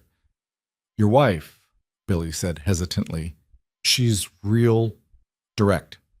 Yes. My ma was like that. Scared some people. Gideon glanced at the boy. Your father one of them? No, sir. He loved her for it. Said she was the strongest woman he'd ever known. Billy's voice caught. She got sick so fast. 1 week she was fine, the next, I'm sorry. They stood in silence for a moment, both uncomfortable with the emotion but understanding it nonetheless. Finally, Billy spoke again. You been up here alone all these years? Until recently. Must have been lonely. Sometimes. Gideon looked back at the cabin where Eleanor was still talking with Warren. But lonely's better than being with the wrong people. Billy absorbed this wisdom with the seriousness only teenagers can muster. How'd you know she was the right people? Gideon thought about Eleanor's blunt letters, her fearless arrival, the way she'd rebuilt his life without asking permission. She didn't try to change me, and I didn't try to change her. We just fit. When they returned to the porch, Warren was standing to leave. We should get back before dark. Billy and I still have a lot of work to finish before the first big snow. If you need anything, Eleanor said, you're welcome to come by. We're not much for socializing, but neighbors should look out for each other. Warren's relief was visible. I appreciate that, ma'am. Same goes for you. If you folks need an extra set of hands, just holler. After they left, Gideon turned to Eleanor. You didn't have to invite them to come back. Yes, I did. That man just lost his wife, and he's trying to raise a grieving boy in the wilderness. Common decency requires we help if we can. I don't like having people around. I know. But we're going to be neighbors for however long they stay, and I won't have you being rude to a widower and his son just because you prefer solitude. Eleanor's voice was firm. Besides, Billy's a good kid. He'll need someone to talk to besides his father, especially as winter sets in. And you've appointed yourself that someone? If necessary. Eleanor looked at him directly. You can be as antisocial as you want with everyone else, but those two get kindness, non-negotiable. Gideon recognized that tone. Fine. Good. Eleanor's expression softened. Thank you. The Warrens became semi-regular visitors over the next few weeks, stopping by every week or so with questions about the mountain or requests to borrow tools. Gideon tolerated it with more grace than he expected from himself, largely because Eleanor was right. Billy needed the contact with people who weren't his grieving father, and Thomas Warren was trying desperately to hold his small family together. One evening in early November, Warren arrived alone just as the sun was setting. Sorry to bother you folks so late, he said, clearly agitated. But Billy's run off. He took a rifle and some supplies this morning and hasn't come back. I've been searching all day, but I can't find his trail. Gideon was already moving, grabbing his coat and his own rifle. Which direction did he head? North, toward the high country. He's been talking about proving himself, doing something to make me proud. Warren's voice was strained. He's a good shot, but he doesn't know these mountains yet. If night catches him up there, we'll find him. Gideon looked at Eleanor. Get the emergency supplies ready in case we need to stay out overnight, and keep the fire going. Eleanor was already moving. Be careful. Gideon and Warren headed into the darkening forest, moving fast but carefully. The temperature was dropping and clouds were rolling in from the west, promising snow. Tell me exactly what he said this morning, Gideon said as they walked. Warren's voice was rough. He said he was tired of being useless. that his mother would be ashamed of how weak he'd become since she died. I tried to tell him that wasn't true, but he just grabbed his gear and left. They found Billy's trail after 20 minutes of searching, boot prints heading steadily upward into terrain that would be treacherous in darkness. Gideon followed the tracks with practiced ease, reading the story they told. The boy had been moving with purpose, not panicked, but determined. "He's heading for the ridge overlook," Gideon said, "probably trying to spot elk or deer." "In the dark?" "He's 15. Planning probably wasn't his priority." They climbed steadily for another hour, the trail growing steeper and more dangerous. Finally, Gideon spotted a small fire in a clearing ahead, and relief washed through him. Billy was sitting beside the fire, his rifle across his knees staring into the flames. He looked up as they approached, and shame flooded his young face. "I'm sorry," he said immediately. "I didn't mean to worry you, Pa. I just wanted—" "I know what you wanted." Warren's voice was gentle, despite his obvious fear. "But you can't go running off into the wilderness without telling anyone where you're going. Not up here, not in winter." "I killed a rabbit." Billy gestured to where a small carcass hung from a tree branch. "I was going to bring it back, show you I could provide." "Son, I never doubted you could provide. That's not what this is about." Gideon stayed quiet, letting father and son work through their moment. But he also built up the fire and started preparing coffee, practical actions that gave the emotional conversation space to breathe. Finally, Billy looked at Gideon. "Did I do something stupid?" "Yes." The blunt honesty seemed to surprise the boy. "But I got a rabbit. And you also went into unfamiliar terrain in late afternoon with a storm coming. You succeeded this time, but success doesn't mean the risk was smart." Gideon poured coffee and handed it to Warren, then Billy. "Your mother dying wasn't your fault, and you don't honor her memory by getting yourself killed trying to prove something that doesn't need proving." Billy's eyes were wet in the firelight. "How do you know what needs proving?" "I don't, but I know that running from grief doesn't work. I've tried." Gideon sat back against a tree. "The mountain will still be here tomorrow. The game will still be here. You don't have to earn your place in one day." They camped there that night rather than risk the descent in darkness, and walked back to the cabin in the cold dawn. Eleanor had coffee ready and a breakfast that could feed 6 people, and she fed both Warrens without comment before sending them home with supplies and a stern instruction to Billy to think before running next time. "That was kind of you," Warren said as he prepared to leave. "Not many would have gone searching for someone else's boy." "Eleanor would have killed me if I hadn't," Gideon said. Warren laughed, the sound tired but genuine. "She's something special, your wife." After they left, Eleanor turned to Gideon with raised eyebrows. "I would have killed you?" "Wouldn't you?" "Probably." Eleanor handed him fresh coffee.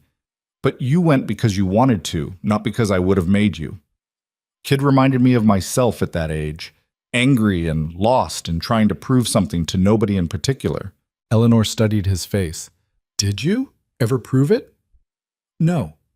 Eventually I just stopped trying." Gideon took her hand. "Then I met you and realized I didn't need to." The first major storm hit in mid-November, 3 days of heavy snow that buried the mountain under 4 feet of white and reduced the world to the small circle of their cabin. Gideon watched Eleanor carefully during those days, looking for signs of the panic that had broken Ruth, the claustrophobia that had driven Sarah away. Eleanor treated the storm like a minor inconvenience. She organized their supplies, took inventory of everything they had stored, and started a list of improvements they could make come spring. When cabin fever threatened on the 3rd day, she taught Gideon a card game her brothers had played, and they competed with vicious intensity until the storm finally broke. "You're not scared," Gideon observed as they stood on the porch, surveying the transformed landscape. "Of what? Snow?" Eleanor shook her head. "I grew up in Kansas. I've seen blizzards that buried houses and killed livestock.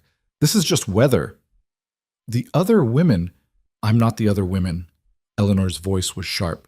"Stop comparing me to them. They couldn't handle this life. I can. When are you going to believe that?" Gideon looked at her standing in the doorway of their cabin, strong and certain and completely unafraid of the wilderness that surrounded them. "I believe it now." Winter settled in with serious intent after that storm. The temperature dropped and stayed down, the snow accumulated, and the world contracted to the space they could maintain around their homestead. Gideon ran his trap lines in the brutal cold while Eleanor managed the cabin with fierce efficiency. They fell into a rhythm that felt ancient and inevitable. Work, meals, evenings by the fire, long nights in the loft where body heat was a necessity before it was anything else. They argued about small things and big things, fought with the same intensity they brought to everything, and made peace with the understanding that fighting didn't mean failing. "You're doing it wrong," Eleanor would say, watching him prepare hides. "I've been doing it this way for 20 years. And it's been wrong for 20 years. Here." And she'd show him a better method, and he'd resist out of pride before accepting that she was usually right. Or Gideon would find Eleanor trying to reorganize the trap supplies and stop her. "Those need to stay in that order. I can find things in the dark if they're where I expect them. Your system makes no sense." "It makes sense to me. Leave it." And she would, grumbling but accepting that some things were his domain. Christmas came and went with minimal ceremony. They marked the day with a better meal than usual and small gifts. Eleanor had sewn Gideon a new shirt. He'd carved her a set of wooden buttons with intricate designs. Simple things, practical things, but given with care. "Next year we'll do better," Eleanor said, examining the buttons by firelight. "Next year? We'll have a proper celebration. Invite the Warrens, maybe. Make it feel like a holiday." Eleanor looked at him. "Unless you want to keep hiding from the world up here." "I'm not hiding." "Aren't you?" But Eleanor's tone was gentle. "It's okay if you are. I was hiding too in my own way. But maybe we've hidden long enough." Gideon thought about that as winter deepened. Was he hiding, or had he simply found a place where he didn't need to perform for anyone's comfort but his own? The answer came in January when a freak warm spell melted enough snow to make the trail to town passable. Gideon suggested they make the trip to restock a few supplies, and Eleanor agreed immediately. Morrison's post was quiet when they arrived, only a handful of customers braving the uncertain weather. But Mrs. Abernathy was there, and she cornered Eleanor while Gideon was examining ammunition. "Mrs. Voss, I haven't seen you since the wedding. How are you managing up there?" "Very well, thank you." "Really? I must admit, we all thought—" Mrs. Abernathy trailed off delicately. "Well, you know what we thought. That I'd run like the others?" Eleanor's voice was cool. "I'm not running, Mrs. Abernathy. I'm building a home." "Of course, dear. It's just that your husband is so... and the mountain is so..." Another delicate pause. "Isolated." Gideon started to move toward them, but Eleanor's voice stopped him. "My husband is strong, capable, and honest. The mountain is beautiful, and the isolation is exactly what we both wanted." Eleanor's tone was pleasant, but her words were steel. "I understand that some women couldn't handle the life we're building, but I'm not some women. I'm exactly where I choose to be." Mrs. Abernathy's face flushed. "I didn't mean to suggest—" "Yes, you did, and now I've answered your concern. Was there anything else you needed to discuss?" Gideon watched his wife dismantle the town gossip with surgical precision, and something warm unfurled in his chest. Eleanor wasn't defending him out of obligation. She was defending their life together because she valued it. When they left Morrison's post an hour later, several people had witnessed Eleanor's declaration. The story would spread, Gideon knew. The mountain man's wife wasn't running. She was staying. She was fighting for what they'd built. "That was bold," he said as they rode out of town. Eleanor shrugged. "I'm tired of people treating our marriage like an experiment that's going to fail. We're not failing, Gideon. We're succeeding in a way they can't understand. They'll never understand. I don't need them to. I just need them to stop expecting me to run." Eleanor looked at him. "I told you I was staying. I meant it." February brought the hardest cold of the winter, temperatures dropping so low that breathing hurt and exposed skin froze in minutes. They stayed close to the cabin, venturing out only for essential tasks, burning through wood at an alarming rate to keep the space livable.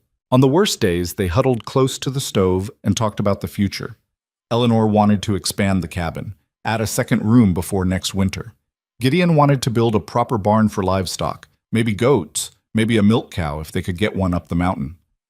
"We could support a family here," Eleanor said one evening, her voice casual. "If we wanted to." Gideon looked at her carefully. "Is that something you want?" "Maybe. Someday." Eleanor met his eyes. We're not spring chickens, either of us. If we're going to have children, we should probably think about it sooner rather than later. The idea terrified and thrilled him in equal measure. A child. A family. Everything he'd wanted with the 5 women who'd left him, finally possible with the 1 woman who'd stayed. We'd need to expand the cabin first, he said. Build that second room. Maybe a third. We'd need to store more food. Children eat constantly. We'd need to plan better for medical emergencies. Getting to town in winter with a sick child, we'd need a lot of things, Eleanor smiled. But we have time to prepare, and we're good at preparing. March arrived with false promises of spring, warm days that melted the snow followed by hard freezes that turned everything to ice. Gideon was checking his traps on one of those treacherous mornings when he slipped on a hidden patch of ice and fell hard, his ankle twisting beneath him with a crack that echoed through the silent forest. The pain was immediate and overwhelming. Gideon tried to stand and nearly passed out. His ankle was either badly sprained or broken, and he was 3 miles from the cabin with no way to walk. He managed to splint the ankle using his belt and a tree branch, then began the agonizing process of crawling and hopping back toward home. It took him 4 hours to cover 3 miles, each movement sending fresh waves of pain through his leg. Eleanor found him when he was still half a mile from the cabin. She took one look at his condition, and her face went pale, but her voice stayed steady. How bad? Broken, probably. Maybe just badly sprained. Eleanor got her shoulder under his arm and helped him the rest of the way to the cabin. Once inside, she examined the ankle with careful hands, her face grim. It's broken. I can feel the bones grinding. Eleanor looked up at him. We need to get you to town, to a real doctor. Trail's not passable. That ice yesterday. I'll make it passable. Eleanor was already moving, gathering supplies. I'll ride down, bring back the doctor, or bring back materials to set it properly. You're not losing this foot because we're too stubborn to ask for help. Eleanor, the trail is dangerous. I don't care. Her voice was fierce. You went searching for Billy in a storm because it was necessary. I'm riding to town because this is necessary.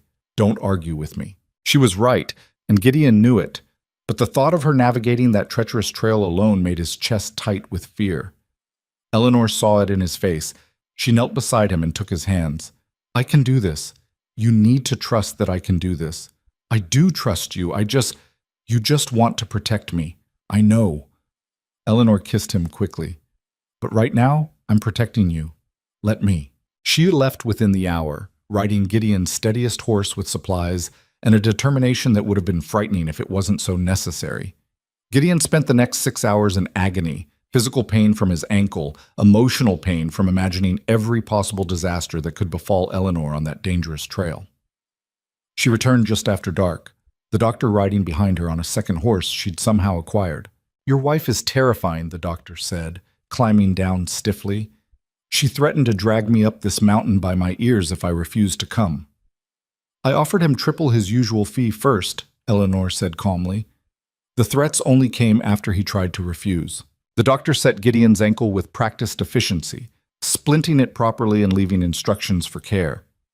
Eleanor paid him generously and rode back down with him to return the borrowed horse, arriving back at the cabin near midnight, exhausted but triumphant. Don't ever do that again, Gideon said when she crawled into bed beside him. Break your ankle or save your life. Scare me like that. Eleanor was quiet for a moment. You scared me too. When I found you crawling through the snow, covered in ice, your face gray with pain, I've never been that frightened in my life. I'm sorry. Don't be sorry, just heal. Eleanor rested her head carefully on his shoulder. We take care of each other now. That's what this is. Gideon's ankle took weeks to heal properly, forcing them into new rhythms. Eleanor took over the trap lines, running them with the same systematic efficiency she brought to everything. She wasn't as experienced as Gideon, but she learned fast, and by the time April arrived, she could read animal signs and reset traps with confident competence. You're better at this than I expected, Gideon admitted, watching her skin a beaver with quick, clean cuts. I'm better at most things than people expect, Eleanor grinned. When are you going to stop being surprised by that? Spring finally broke in late April, the snow melting in earnest and the world coming alive again. Gideon's ankle was still weak but functional, and together they began the work of spring, clearing the garden, repairing winter damage, planning the improvements they'd discussed through the long, cold months. Thomas Warren and Billy visited in early May, both looking healthier than they had in the fall. They'd survived their first mountain winter, and the accomplishment showed in the way they carried themselves. "We wanted to thank you folks," Warren said, "for everything you did for us. Don't think we would have made it through without your help." "You would have managed," Eleanor said, "but I'm glad we could help." Billy had grown taller over the winter, his adolescent awkwardness transforming into young man's confidence. He looked at Gideon's splinted ankle with concern. "What happened?" "Learned that ice and steep slopes don't mix well," Gideon said. "Mrs. Voss rode down for the doctor herself," Warren said. "Heard about it in town. Folks are calling her the bravest woman in the territory." Eleanor snorted. "Folks in town need better entertainment." But Gideon saw the pleased flush on her cheeks and knew she valued the recognition, even if she wouldn't admit it. That evening, after the Warrens left, Gideon and Eleanor sat on the porch watching the sun set over the mountains they'd survived together. The world was green and gold and alive, and the cabin behind them was solid and warm and unmistakably home. "We did it," Eleanor said quietly. "We made it through winter." "We did. And we're still here, still married, still choosing this." Eleanor looked at him. "The town thought I'd run. Your neighbors thought I'd break. Even I thought maybe I'd discover I couldn't handle it." "But you could." "We could," Eleanor corrected. "This only works because we're both in it. Two people who don't fit anywhere else, building something that fits us both." Gideon took her hand, calloused palm against calloused palm. "Think we can do it again next year?" "Next year and every year after." Eleanor's smile was fierce and certain. "This is our place now, Gideon. Our mountain. Nobody's taking that from us." And sitting there on the porch of the cabin they defended against winter and isolation and the world's low expectations, Gideon finally believed it completely. They'd found what they both needed, not just each other, but permission to be exactly who they were. Too loud, too strong, too stubborn, too much for the world below, but exactly right for this wild, honest place. The mountain had rejected everyone else, but it had welcomed them both home. The gossip reached them in June, carried up the mountain by a traveling merchant who stopped at their cabin looking to trade supplies for fresh meat. "Whole territory's talking about you two," the merchant said, accepting the coffee Eleanor offered. He was a round man in his 50s named Chester Dodds, with the easy manner of someone who made his living on conversation as much as commerce. "The mountain man who couldn't keep a wife finally found one who won't leave. Some folks are taking bets on how long it lasts." Eleanor's expression went cold. "Are they now?" "Now, Eleanor," Gideon warned, recognizing that tone. "Don't now Eleanor me." She turned back to Dodds. "What are the odds?" The merchant shifted uncomfortably. "Well, most figure you'll be gone by next spring. Few optimists are saying you might make it 2 years. There's one fellow in Granite Falls who swears you'll last 5 years, but he's considered a fool." "And what do you think, Mr. Dodds?" Eleanor's voice was dangerously pleasant. Dodds looked between them, clearly realizing he'd stepped into something. "Ma'am, I don't presume to know other people's business." "That's a diplomatic answer." Eleanor refilled his coffee with more force than necessary. "Here's what you can tell those gamblers in town. Eleanor Voss isn't going anywhere. Not in 1 year, not in 5, not in 50. This is my home, and these are my mountains, and anyone who wants to bet against that is welcome to lose their money." "Yes, ma'am." Dodds gulped his coffee. "I'll be sure to pass that along." After the merchant left, practically fleeing down the trail, Gideon found Eleanor in the garden, attacking weeds with violent efficiency. "You scared him half to death." "Good. Maybe word will spread and people will stop treating our marriage like a curiosity." Eleanor yanked a stubborn root from the ground. "I'm tired of it, Gideon. Tired of proving myself to people who've already decided I'm going to fail. So stop proving yourself. Stop caring what they think." "Easy for you to say. You've been disappointing people for years. I'm new at it." Eleanor sat back on her heels, dirt smeared across her face. "Every time someone looks at me with pity or skepticism, I want to scream. We've built something good here. Why can't they see that?" Gideon knelt beside her in the dirt. "Because they're not looking. They're too busy watching for us to fail to notice that we're succeeding. Eleanor was quiet for a moment, then laughed, a short, frustrated sound. We should start our own betting pool. Wager on how long until the gossips find something else to talk about. My money's on never. Small-town gossip is eternal. Then I guess we'll just have to keep disappointing them. Eleanor leaned against his shoulder. Think we can manage that? I think we've been disappointing people our whole lives. Might as well make a career of it. The conversation with Dodds proved prophetic. Over the following months, a steady stream of curious visitors found excuses to make the trek up to Gideon's cabin. Some came with legitimate business, needing guide work or trading supplies, but most came to gawk at the unlikely couple who'd somehow made it work. Eleanor handled each visitor with brisk efficiency, answering questions without encouraging lingering. Gideon remained his usual taciturn self, speaking only when necessary and making it clear through body language alone that extended visits weren't welcome. But not everyone came out of curiosity. In late July, a well-dressed woman arrived on a fine horse, looking out of place against the rough mountain landscape. She introduced herself as Mrs. Caroline Whitmore from Denver, and she had a business proposal. I represent a collective of women from various Western territories, she explained, sitting primly on the porch while Eleanor served lemonade made from precious lemons she'd acquired in town. We're compiling stories of frontier women who've overcome adversity and made successful lives in challenging circumstances. Your story, Mrs. Voss, has reached us. We'd like to include it in our publication. Eleanor's expression was unreadable. What exactly have you heard about my story? That you came to Montana alone, married a man you'd only corresponded with, and have thrived in extreme isolation where other women failed. Mrs. Whitmore pulled out a small notebook. Our readers would be inspired by your strength and determination. Would they? Eleanor's tone was dry. Or would they read it as an exotic tale about an eccentric woman doing something they'd never consider? Mrs. Whitmore blinked, clearly not expecting resistance. We aim to inspire, Mrs. Voss, not exoticize. And yet you rode all the way up here looking for a story about the strange mountain woman. You didn't come looking for Mrs. Abernathy's story, or the banker's wife's story, or any of the other women in town living perfectly respectable lives. Eleanor set down her lemonade. I appreciate your interest, but I'm not interested in being your inspiration or your curiosity. Mrs. Voss, I assure you, my answer is no. Thank you for the visit. Mrs. Whitmore left with visible disappointment, and Gideon waited until she was out of earshot before speaking. That was blunt. It needed to be. Eleanor watched the woman ride away. She didn't want my story. She wanted a story she'd already written in her head, and I was just supposed to confirm it. The brave woman who conquered the wilderness and the savage mountain man who needed civilizing. Is that what she said? She didn't have to. I could see it in how she looked at you, like you were some kind of project I'd undertaken.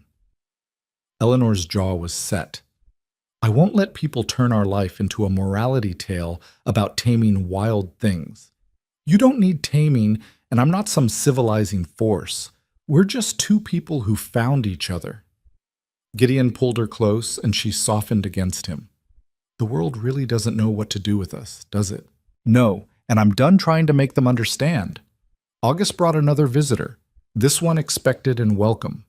Thomas Warren arrived with news that he'd convinced his sister to move west with her 3 children, and they'd be arriving within the month. I know it's asking a lot, Warren said, but Sarah doesn't know anything about mountain living. I was hoping Eleanor might be willing to help her adjust, show her what she needs to know. Eleanor agreed before Gideon could voice his concerns about more people invading their solitude. Of course. Tell her to come by once she's settled. Sarah Warren turned out to be a thin woman in her early 30s, worn down by hardship but determined to build a new life for her children. She arrived at the cabin 2 weeks later, her 3 kids ranging from 5 to 12, all of them wide-eyed at the wilderness surrounding them. Thomas said you could teach me how to survive up here, Sarah said without preamble. I don't want charity and I don't want pity. I just need practical knowledge. Eleanor smiled. Then you've come to the right place.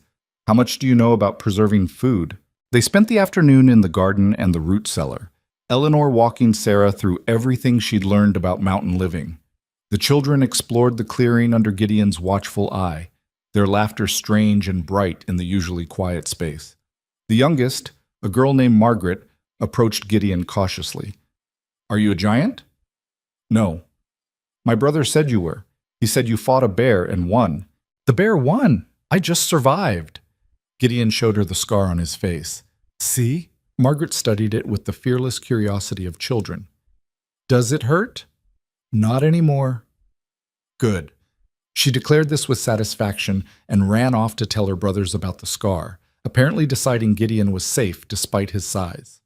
When Sarah and the children finally left, the cabin felt strangely empty. Eleanor stood in the doorway watching them disappear down the trail. She reminds me of myself, Eleanor said quietly, desperate for a fresh start, determined not to fail. You're helping her. We're helping her. You were good with the children. Gideon shrugged, uncomfortable with the praise. They're just kids. Most men your size would terrify them. You didn't. Eleanor looked at him thoughtfully. You'd be a good father. The statement hung in the air between them, weighted with possibility. They'd talked about children in abstract terms, but this felt different, more immediate. Is that something you want? Gideon asked carefully. Soon, I mean. Eleanor was quiet for a long moment. I'm 39 years old. If we're going to have a family, we can't wait much longer. She turned to face him. But I need to know you want it too. Really want it, not just accepting it, because I do. Gideon thought about the cabin filled with children's laughter, about teaching a son or daughter to read the mountain signs, about building something that would outlast them both. I want it, he said. I've wanted it since before you arrived, but I need to know you're ready. Having a child up here, it's not like having one in town. There's risk. Everything worth doing carries risk. Eleanor took his hand. We'll be careful. We'll plan. And when the time comes, we'll figure it out the way we've figured out everything else. Fall arrived with its usual burst of color, the aspens turning gold, and the air carrying the sharp bite of coming winter. Eleanor threw herself into preparation with even more intensity than the previous year, driven by the knowledge that this winter they might be preparing for more than just themselves. She didn't tell anyone her suspicions at first, not even Gideon. But in late September, when her monthly courses failed to arrive for the second time, she sat him down after dinner with her face carefully composed. I'm pregnant. Gideon's coffee cup stopped halfway to his mouth. You're sure? As sure as I can be without a doctor confirming it. But yes, I'm sure. Eleanor's hand moved unconsciously to her stomach. The baby would come sometime in late April or early May, if I'm calculating right. That's right at spring thaw. Trail might not be passable to get you to town. Gideon's mind was already racing through logistics, potential problems, necessary preparations. I know, that's why we need to plan carefully. Eleanor pulled out a list she'd already started. We'll need to bring the doctor up before the first snow, have him teach us what to expect. We'll need extra medical supplies, more stored food, additional firewood in case I'm bedridden longer than expected. We should tell the Warrens. Sarah's had 3 children. She'll know. No. Eleanor's voice was firm. Not yet. I want to make it through the first few months before we tell anyone. Women lose babies, Gideon, especially older women like me. I don't want to announce it and then have to announce we lost it. The fear in her voice made Gideon's chest tight. He'd been so focused on the joy of the news that he hadn't considered the danger. Eleanor was right. Women died in childbirth, especially isolated women without access to medical care. And at 39, she faced more risks than a younger woman would. We'll be careful, he said, taking her hands. We'll do everything right. There is no everything right with childbirth. Women die doing everything right. Women lose babies despite taking every precaution. Eleanor's eyes were fierce. I'm not afraid of the risk, but I need you to acknowledge it exists. I need you to promise that if something goes wrong, if you have to choose between me and the baby, you choose me.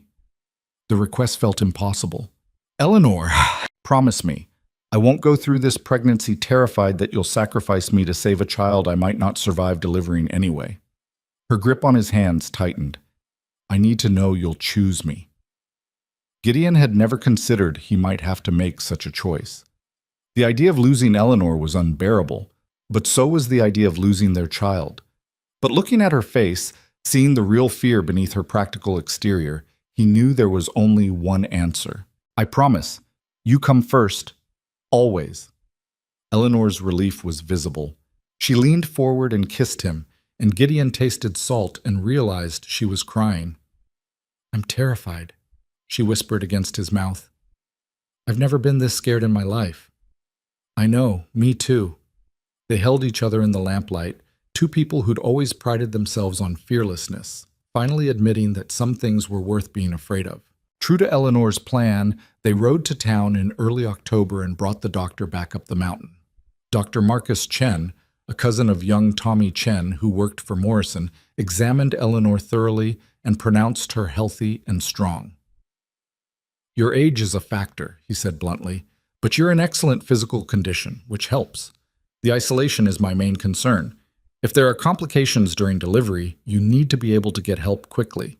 "Can you be here when the time comes?" Eleanor asked. Chen considered. "If you send word when labor starts and the trail is passable, yes. But if it comes during a storm or while the pass is snowed in, you'll be on your own. You should prepare for that possibility." He spent the rest of the day teaching them both what to expect, walking them through the stages of labor, potential complications, emergency procedures. Gideon absorbed the information with grim determination, committing every detail to memory. "You're taking this seriously," Chen observed. "Good. Too many mountain men think babies just deliver themselves." "I'm not risking her life on assumptions," Gideon said. Chen nodded approval. "Then you've got a better chance than most. But Mrs. Voss, you need to take it easier than you're accustomed to. No heavy lifting, no climbing ladders, no pushing yourself when you're tired." Eleanor's expression suggested what she thought of that advice, but she nodded. "I'll be careful." After Chen left, Eleanor immediately violated his instructions by hauling water from the creek. Gideon stopped her before she could lift the second bucket. "What did the doctor just say?" "He said no heavy lifting. He didn't say no lifting at all." Eleanor tried to pick up the bucket again, but Gideon moved it out of reach. "I'll handle the water, and the wood, and anything else that requires hauling. Gideon, I'm pregnant, not dying. I can still work." "I know you can. I'm asking you not to. For the baby." He softened his voice. "Please." Eleanor looked like she wanted to argue, but finally she sighed. "Fine, but I'm not spending the next 7 months sitting idle.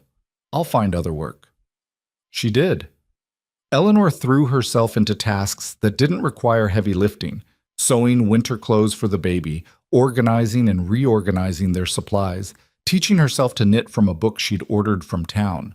She drove Gideon half mad with her restless energy, unable to sit still for more than a few minutes at a time. "You're nesting," Sarah Warren observed when she visited in November. Eleanor had finally told the Warrens about the pregnancy, and Sarah had arrived with advice and hand-me-down baby clothes from her own children. "I'm organizing," Eleanor corrected. "You've reorganized that supply shelf 4 times since I got here. That's nesting." Sarah smiled. "I did the same thing with all 3 of mine." Drove Thomas half crazy. Eleanor looked at the shelf she'd been rearranging and laughed. "I can't help it. Everything feels wrong. Nothing's in the right place." "Nothing will feel right until the baby comes. Then you'll be too exhausted to care about organization." Sarah handed her a bundle of soft blankets. "These are from my youngest. They're worn but clean. Baby won't care if they're fancy." Eleanor accepted the blankets with rare tenderness. "Thank you. Really. We mountain women look out for each other. You helped me learn to survive up here. I'm helping you prepare for this."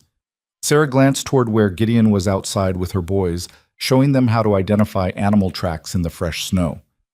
"He's going to be a good father. You can see it in how he is with children." "I know."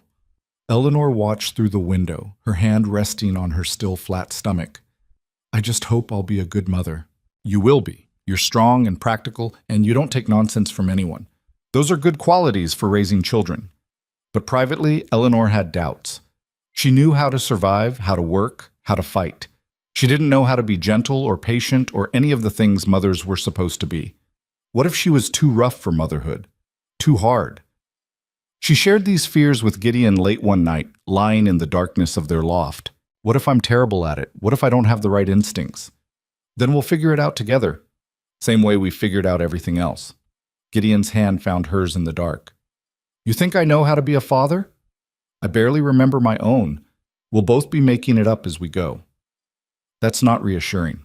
It's honest. Gideon turned toward her. Our child won't need perfect parents. They'll need parents who show up, who try, who teach them how to survive and thrive in this place. We can do that. Eleanor wanted to believe him, tried to believe him, but the fear lingered, a constant companion through the long winter months. The pregnancy progressed without major complications, though Eleanor's energy flagged as her belly grew. By January, she was visibly pregnant, moving with the careful deliberation of someone whose center of gravity had shifted. She hated it. I feel like a cow, she complained, trying and failing to reach her boots. Gideon knelt and helped her with the laces. You look beautiful. You're required to say that. You're the one who got me pregnant. I'm saying it because it's true. And it was. Eleanor's pregnancy had softened some of her sharp edges without diminishing her strength. She glowed with health and determination, even when she was cursing her swollen ankles. The second major storm of the season hit in February, trapping them inside for 5 days. Eleanor handled it better than the previous year, having learned to manage cabin fever through projects and activity. She sewed tiny clothes while Gideon carved a cradle from pine, both of them working in comfortable silence broken by occasional conversation. What should we name it? Eleanor asked one evening. Haven't thought about it. Liar. You've thought about it. I've seen you look at the baby clothes with that expression you get when you're planning something. Gideon smiled slightly. If it's a girl, I like Catherine. It was my mother's name. Catherine Voss. Eleanor tested it. I like it. Strong name. And if it's a boy? You choose. Eleanor considered. James. After my father. He was the only person who never told me I was too much. Catherine or James Voss? Gideon looked at the cradle taking shape in his hands. Our child. The reality of it hit them both in that moment. They were bringing a new life into this harsh, beautiful place. A child who would grow up with mountains for a backyard and wilderness for a playground. A child who would never know the crushing weight of society's expectations because they'd be raised beyond society's reach. They're going to be different, Eleanor said quietly. Growing up here, away from other children, with parents who don't fit normal molds, they'll be an outsider wherever they go. Maybe. Or maybe they'll be exactly who they're meant to be without all the pressure to be something else. Gideon set down his carving. We turned out all right, didn't we? We turned out stubborn and difficult and unmarriageable until we found each other. Exactly. And our child will find their own way, same as we did. March brought the first signs of spring, and Eleanor's pregnancy entered its final stages. She was huge now, uncomfortable and impatient for it to be over. Dr. Chen had visited in late February, timing his trip for before the spring thaw made the trail impassable, and he'd pronounced everything progressing normally. Baby's in the right position. Mrs. Voss is healthy. I'd say you're looking at mid to late April for delivery. Chen had packed his bag with satisfaction. Send Tommy down if labor starts and the trail is clear. Otherwise, you two are on your own. We'll manage, Eleanor had said with more confidence than Gideon felt. The baby came early. Eleanor woke Gideon on April 2nd with a hand on his shoulder and fear in her voice. Something's wrong. I'm having pains and it's too early. Gideon was instantly awake, every sense on high alert. How early?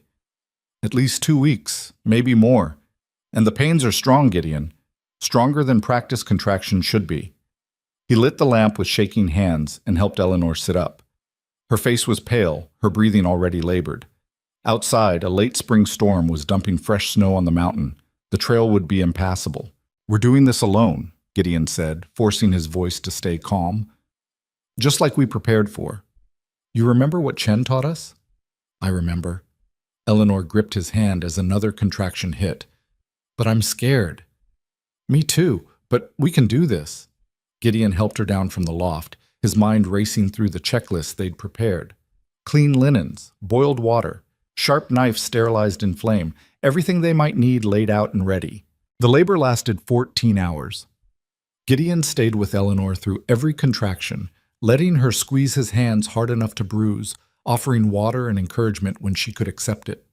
She was strong, and she was tough, and she was terrified, all of it visible on her face as she fought to bring their child into the world. I can't do this, she gasped during a particularly brutal contraction. Gideon, I can't. Yes, you can. You're the strongest person I know. You've got this. I'm going to die. Women die doing this. You're not dying. I won't let you. Gideon wiped sweat from her face with a cool cloth. Stay with me, Eleanor. Stay with me and fight. Near midnight, the baby finally crowned. Gideon guided their child into the world with hands that shook, despite his desperate attempts at steadiness. The baby, a girl, came out purple and silent, and for one horrible moment, Gideon thought they'd lost her. Then she gasped, coughed, and began to cry. The sound was the most beautiful thing Gideon had ever heard. Eleanor collapsed back against the pillows, sobbing with relief and exhaustion. Gideon cleaned the baby quickly, checking to make sure everything was as it should be. 10 fingers, 10 toes, breathing clear and strong. Then he wrapped her in one of Sarah's worn blankets and placed her in Eleanor's arms. "Catherine," Eleanor whispered, touching their daughter's face with trembling fingers. "We made a Catherine." Gideon had never seen Eleanor cry like this, great heaving sobs of relief and joy and overwhelming emotion. He held both of them, his wife and his daughter, and felt something shift fundamentally in his understanding of the world. This was what he'd been searching for all those years. Not just a wife, not just a home, but this, family, connection, people who were his in a way that couldn't be taken away or rejected. The storm continued outside, burying the mountain under 2 feet of fresh snow. Inside the cabin, Gideon and Eleanor took turns holding their daughter, marveling at her tiny perfection, too amazed and exhausted to sleep. "We did it," Eleanor said as dawn broke. "We actually did it." "You did it. I just helped." "We did it together." Eleanor's smile was tired but radiant, like everything else. 3 days later, when the storm finally cleared and the trail became passable, Thomas Warren rode up to check on them. He took one look at the new baby, and his weathered face split into a huge grin. "Well, I'll be damned. Congratulations." Word spread fast. Within a week, half the mountain families had made the trip up to see the baby and offer gifts. Sarah Warren brought more clothes. Morrison sent up a crate of supplies marked for the new Voss. Even Mrs. Abernathy from town climbed the trail to deliver a beautifully knitted blanket. "I know we've had our differences," Mrs. Abernathy said stiffly, "but a baby is a blessing. I wanted you to have this." Eleanor accepted the blanket with rare grace. "Thank you. It's beautiful." The visitors eventually stopped coming, and life settled into a new rhythm. Catherine proved to be a demanding baby, crying frequently and sleeping poorly. Eleanor walked the cabin floor at all hours, bouncing the baby and singing the off-key lullabies her own mother had sung. Gideon discovered he had unexpected patience for infant care. He could calm Catherine when Eleanor was too exhausted, walking her around the clearing in the cool spring evenings until she finally settled. He built a sling that allowed him to carry her while he worked, and she seemed to find the rhythm of his movements soothing. "You're a natural," Eleanor observed, watching him repair a fence while Catherine dozed against his chest. "She likes the motion, reminds her of being carried inside you, probably. Or she just knows her father." Eleanor smiled. "The town took bets on how long I'd last. Wonder what they'd think if they could see us now." Gideon looked at their daughter, at the cabin they'd built together, at the garden already starting to show green shoots of their second spring together. "I don't care what they think." "Neither do I." Eleanor walked over and kissed first Catherine's head, then Gideon's cheek. "Let them think whatever they want. We know the truth." The truth was simple. 2 people the world had given up on had found each other and built something that worked. It wasn't perfect. Nothing about their life was perfect. But it was honest and real and entirely their own. Summer arrived in full force, and with it came the realization that they'd need to expand the cabin sooner rather than later. Catherine was already outgrowing her cradle, and Eleanor was adamant about having a separate room for her before next winter. "We can't all sleep in the loft forever. She needs her own space." "I'll start on it next week," Gideon promised. "We'll add a room to the east side, maybe 12 by 12. Give her space to grow." They broke ground on the addition in June, working in shifts while the other watched Catherine. It was slow going with a baby to care for, but by late July the frame was up and the walls were taking shape. Thomas and Billy Warren came up to help with the roof raising, making what would have been a week's work pass in 2 days. Afterward, they all sat on the porch drinking cold cider Eleanor had made, watching Catherine sleep in her sling. "Never thought I'd see the day," Thomas said, shaking his head. "Gideon Voss with a family." Makes two of us, Gideon replied. Town's still talking about you two. Some folks are saying maybe they were wrong about the match. Eleanor snorted. Some folks need to find better ways to spend their time. Can't argue with that. Thomas finished his cider and stood. But for what it's worth, I'm glad you two made it work. Good to see happy endings still happen sometimes. After they left, Eleanor turned to Gideon with raised eyebrows. Happy ending? Is that what this is? Don't know. Haven't reached the ending yet. Good answer. Eleanor took his hand. Let's see how long we can keep the story going. August brought more visitors, some welcome, most tolerated. Word of the mountain couple and their baby had spread beyond just the local territory, and curious travelers occasionally made the trek up to see for themselves. Eleanor handled them all with the same brisk efficiency, allowing brief visits but making it clear their family wasn't a spectacle. Most people respected the boundary. A few didn't and found themselves politely but firmly ushered off the property. You're getting better at running people off, Gideon observed after she'd dispatched a particularly persistent journalist who wanted to write about frontier motherhood. Practice makes perfect, though I shouldn't have to practice running off intruders on our own land. Could put up a sign, private property, trespassers will be shot. Eleanor laughed. Tempting, but then we'd have to shoot someone, and that's more trouble than it's worth. They finished the edition in early September, and Eleanor immediately set about making it into a proper nursery. She sewed curtains from fabric she'd saved, painted the walls with whitewash Gideon mixed, and arranged the furniture they'd built with careful precision. Catherine took her first uncertain steps in that room, holding onto the edge of her crib and wobbling across to where Eleanor knelt with outstretched arms. It was a small thing, a developmental milestone thousands of children reached every day. But watching their daughter walk for the first time, Gideon felt his throat tighten with emotion he couldn't quite name. She's growing up, Eleanor said softly, holding Catherine close. Too fast. That's what they do. I know, but I want to hold on to this time, when she's still small enough to need us completely. Eleanor kissed their daughter's head. Before she grows up and realizes her parents are difficult, antisocial, and nothing like normal people. Then she'll be just like us, and she'll find her own way, same as we did. Fall arrived with its usual brilliance, and the Voss family spent the season preparing for their second winter together.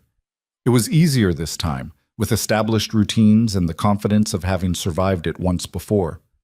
Catherine was walking steadily now, toddling around the cabin and getting into everything. She has your stubbornness, Gideon observed, watching Eleanor try to convince their daughter that eating dirt wasn't advisable.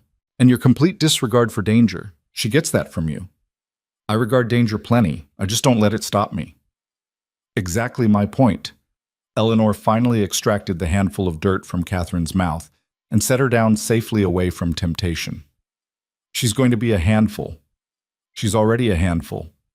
But they both loved it, the chaos and noise and constant demands of parenthood. It filled the cabin with life in a way that made the years of silence feel like a different lifetime. The first snow came in late October, right on schedule. They were ready for it, food stored and wood stacked, and the new addition fully winterized. Catherine stood at the window, pressing her small hands against the glass and watching the flakes fall with wide-eyed wonder. Snow, Eleanor told her. That's snow, Catherine. No, Catherine repeated, her vocabulary still limited but growing daily. Gideon scooped her up and brought her outside to experience it properly. Catherine's first reaction was shock at the cold, then delight as she grabbed handfuls of white and laughed at how it melted in her warm palms. This was what they'd built, Gideon thought, watching his daughter discover winter for the first time. Not just a home or a marriage or a family, but a whole world where they could all be exactly who they were without apology or explanation. The mountain had rejected everyone else, but it had given them everything. That second winter passed differently than the first. The cabin that had once echoed with silence now rang with Catherine's laughter and tears, with Eleanor singing off-key while she cooked, with Gideon's low voice reading stories by lamplight. The isolation that had broken other women became their sanctuary, a place where their small family could exist without judgment or expectation. But the outside world had a way of intruding, even on the highest mountains. The trouble started in March, when the spring thaw came early and brought with it a wagon train of settlers heading for the high country. They stopped at Morrison's post to resupply, and one of the families, the Keatings, A loud clan from Ohio with 6 children and opinions about everything decided they wanted to see the famous mountain hermit and his unlikely wife. They arrived unannounced on a gray afternoon, their wagon groaning up the trail with determination that bordered on aggression. Gideon saw them coming from half a mile away and felt his shoulders tense. "We have visitors," he called to Eleanor. She emerged from the cabin with Catherine on her hip and surveyed the approaching wagon with narrowed eyes. "I don't remember inviting anyone." "You didn't." The Keatings spilled out of their wagon like invading forces. Mr. and Mrs. Keating, their 6 children ranging from teenage to toddler, and Mrs. Keating's sister who'd apparently come west to escape scandal back home. They descended on the cabin with barely contained curiosity. "Mr. Voss, Mrs. Voss!" Mr. Keating was a portly man with a salesman's smile. "We heard about you two in town and simply had to come meet you. What a remarkable story." Eleanor's expression could have frozen the creek. "We're not a story. We're people who value our privacy." Of course. We won't stay long. Just wanted to see how you manage up here, all alone with a baby." Mrs. Keating, a thin woman with sharp eyes, was already cataloging every detail of their property. "Must be terribly hard without proper society." "We manage fine," Gideon said, positioning himself between the Keatings and his family. "And we've got work to do, so if you'll excuse us—" "Oh, but we've come all this way. Surely you can spare a few minutes for Christian hospitality." Mr. Keating's smile never wavered. "My wife made cookies specifically to share with your little one." Catherine, who'd been watching the strangers with suspicious eyes, buried her face in Eleanor's shoulder. She was 15 months old now, old enough to recognize that these people weren't like the few mountain families she knew. "Catherine doesn't take food from strangers," Eleanor said firmly, "and I'm afraid we really are quite busy. Perhaps another time."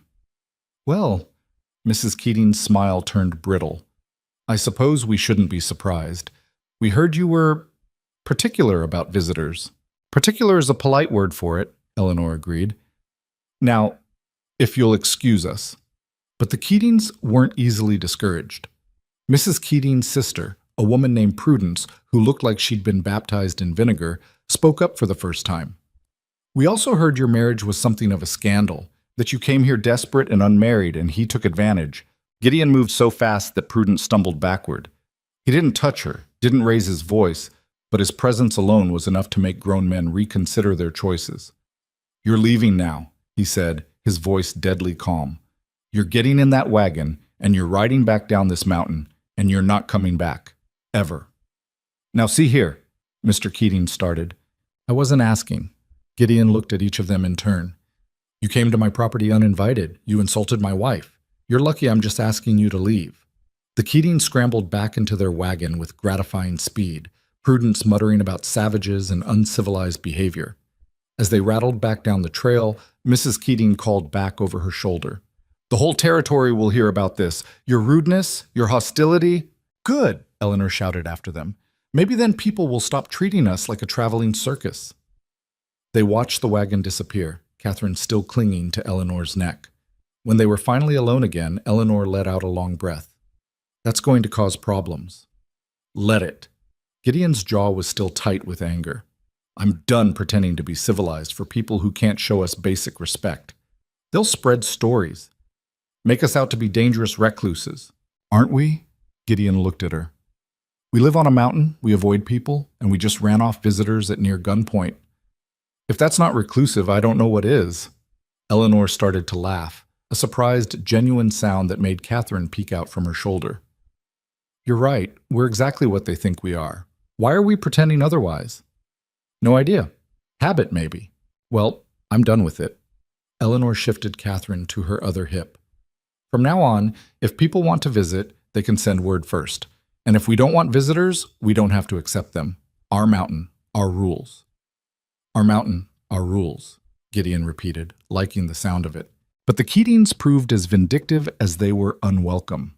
Within a month, stories had spread throughout the territory about the hostile mountain couple who'd threatened innocent Christian travelers. The tales grew with each retelling. Gideon became a violent brute, Eleanor a harsh woman who'd abandoned civilization entirely. Their cabin a den of antisocial behavior. Morrison rode up in late April to warn them. Folks in town are talking. Some are saying maybe someone should check on your little girl, make sure she's being raised proper. Eleanor's face went white, then red with fury. Check on her? She's our daughter. They have no right. I know that. I'm just telling you what I'm hearing. Morrison looked uncomfortable. There's talk of bringing in territorial authorities, making sure the child's not being neglected or raised in dangerous conditions. Dangerous conditions? Gideon's voice was dangerously quiet. We've kept her safe, healthy, and happy. What more do they want? They want her raised in town, around other children, with proper schooling and church attendance. Morrison held up his hands. I'm not saying I agree. I'm saying this is what they're planning. After Morrison left, Gideon and Eleanor sat at their table in stunned silence. Catherine played on the floor with wooden blocks Gideon had carved, completely unaware that people wanted to take her away from the only home she'd ever known. They can't do that, Eleanor finally said. They can't just take her because we don't live the way they think we should. They can try. Gideon watched his daughter stack blocks with fierce concentration. Territory law is vague about parental rights. If they can convince a judge we're unfit, we're not unfit. We're just different. Different is unfit in their eyes. Eleanor stood abruptly, pacing the cabin like a caged animal. So what do we do? Move?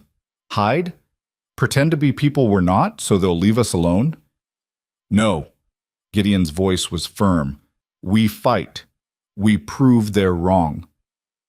How? We bring them up here. Show them Catherine's healthy and happy. Show them we're good parents, even if we're not conventional ones. Eleanor stopped pacing. You want to invite people up here? After we just ran off the Keatings? I want to invite the right people. The doctor. The territorial marshal, if we have to. Anyone with actual authority who can see the truth and shut down these rumors. Gideon looked at her. I won't let them take her, Eleanor.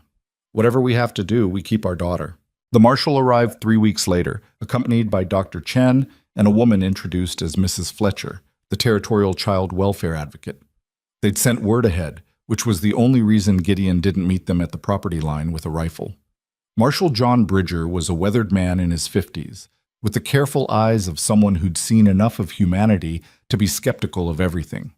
He shook Gideon's hand firmly and nodded respectfully to Eleanor. Mr. and Mrs. Voss, I appreciate you agreeing to this visit. I know it's intrusive. It's necessary, apparently. Eleanor's voice was tight. Since people seem to think we're abusing our daughter. Nobody's accused you of abuse, ma'am. Just unconventional child rearing. Mrs. Fletcher was a stern woman with kind eyes. We need to ensure Catherine's welfare, that's all. Then ensure it. Eleanor stepped aside. Our home is yours to inspect. They spent the next hour going through every aspect of Catherine's care. Mrs. Fletcher examined the nursery, the food stores, the medical supplies. Dr. Chen gave Catherine a thorough checkup and pronounced her remarkably healthy for a mountain child. Marshal Bridger asked questions about their daily routine, their plans for Catherine's education, their provisions for emergencies. Through it all, Catherine charmed them effortlessly. She showed Mrs. Fletcher her favorite toys, climbed into Dr. Chen's lap to show him a scrape on her knee that needed kissing, and demonstrated for the marshal how high she could count, all the way to 12 before getting distracted by a butterfly. She's clearly well cared for, Dr. Chen said finally. Well-fed, healthy, meeting all her developmental milestones. I see no cause for concern. Mrs. Fletcher was more hesitant. But the isolation. She has no playmates, no other children to socialize with. How will she learn to interact with society? She interacts with the Warrens and their children weekly, Eleanor said.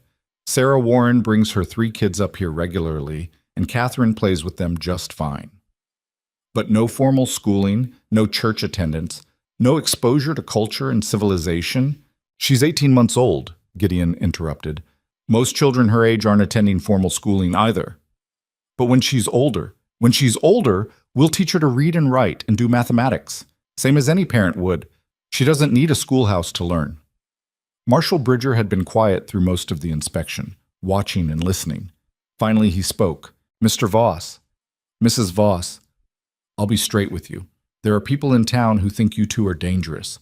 They point to your size, Mr. Voss, and your scar, and your reputation for violence. They say Mrs. Voss is too mannish, too harsh, not maternal enough. They claim this child is being raised by wolves. Eleanor's hands clenched into fists, but Bridger held up a hand. I'm telling you what they say, not what I believe. What I believe is this. I've seen real neglect. I've seen children beaten, starved, abandoned. This child is none of those things. She's loved, healthy, and happy. Different isn't the same as wrong. Relief flooded through Gideon so powerfully he had to sit down. Mrs. Fletcher still looked uncertain, but she nodded slowly. I'll report that Catherine appears well cared for. But Mrs. Voss, I have to ask, don't you worry about her future? About her ability to find her place in the world when she's been raised so far from it? Eleanor looked at Catherine, who was now showing Marshal Bridger how to stack blocks properly. I worry about a lot of things, but I don't worry about her finding her place in the world. We'll teach her to make her own place, wherever she chooses to be, same as we did. After the officials left, with promises to quash the rumors and shut down any further investigations, Gideon and Eleanor collapsed onto the porch, exhausted by the scrutiny. That was terrifying, Eleanor admitted. They could have taken her. But they didn't. Eleanor took his hand. They saw the truth. That's all we needed. Is it, though? Gideon looked at the mountains surrounding them. Those people in town, they're never going to accept how we live. They're always going to see us as strange, dangerous, wrong. Catherine's going to grow up with that judgment. So did we. And we survived it. Barely. Gideon's voice was rough. I don't want that for her. The constant feeling of not fitting, of being too much or not enough. Eleanor was quiet for a long moment. Then we make sure she knows she's exactly right, exactly as she is. We teach her that the world's opinion doesn't define her worth. And when she's old enough, we let her choose, stay on this mountain or go down to find her own way. But we make sure she knows she always has a home here, a place where she fits completely. It was the right answer, the only answer. But it didn't make the fear go away entirely. Summer arrived, and with it came an unexpected visitor, Elizabeth Morris, the fifth woman who'd run from Gideon before even meeting him. She rode up the trail on a fine horse, well-dressed and clearly prosperous, and asked permission to speak with them both. Gideon's first instinct was to refuse, but Eleanor's curiosity won out. Let's hear what she has to say. Maybe she's come to apologize for wasting your time. Elizabeth wasn't what Gideon remembered. She'd filled out, looked healthier, carried herself with more confidence. She accepted their offer of coffee and sat on the porch, clearly uncomfortable but determined. I owe you an apology, Mr. Voss. A long overdue apology. Elizabeth looked at her hands. I treated you terribly. I agreed to come here, let you believe we might have a future, then ran the moment things got real. That was cowardly. It was honest, Gideon said. You knew you couldn't handle this life. Better to leave than to stay and be miserable. Maybe. But I should have been honest from the beginning. Should have admitted I was looking for adventure, not a real life. Elizabeth glanced at Eleanor. I heard you found someone who could handle it. Someone strong enough for this place. I wanted to see for myself. Eleanor's expression was unreadable. And what do you see? I see someone who's actually brave, not just pretending to be. Someone who stayed when I ran. Elizabeth's smile was sad. I married a banker in Denver. He's kind and successful and completely ordinary. We have a nice house, and I attend nice parties, and I'm bored out of my mind most days. But it's the life I can handle, so I make it work. Why are you telling us this? Gideon asked. Because I've been hearing stories about you two. How you're strange and hostile and raising your daughter in dangerous isolation. And I thought, those stories are being told by people who've never had the courage to choose their own path. People who can't understand that some folks need different things. Elizabeth stood, preparing to leave. I just wanted you to know that not everyone thinks you're wrong.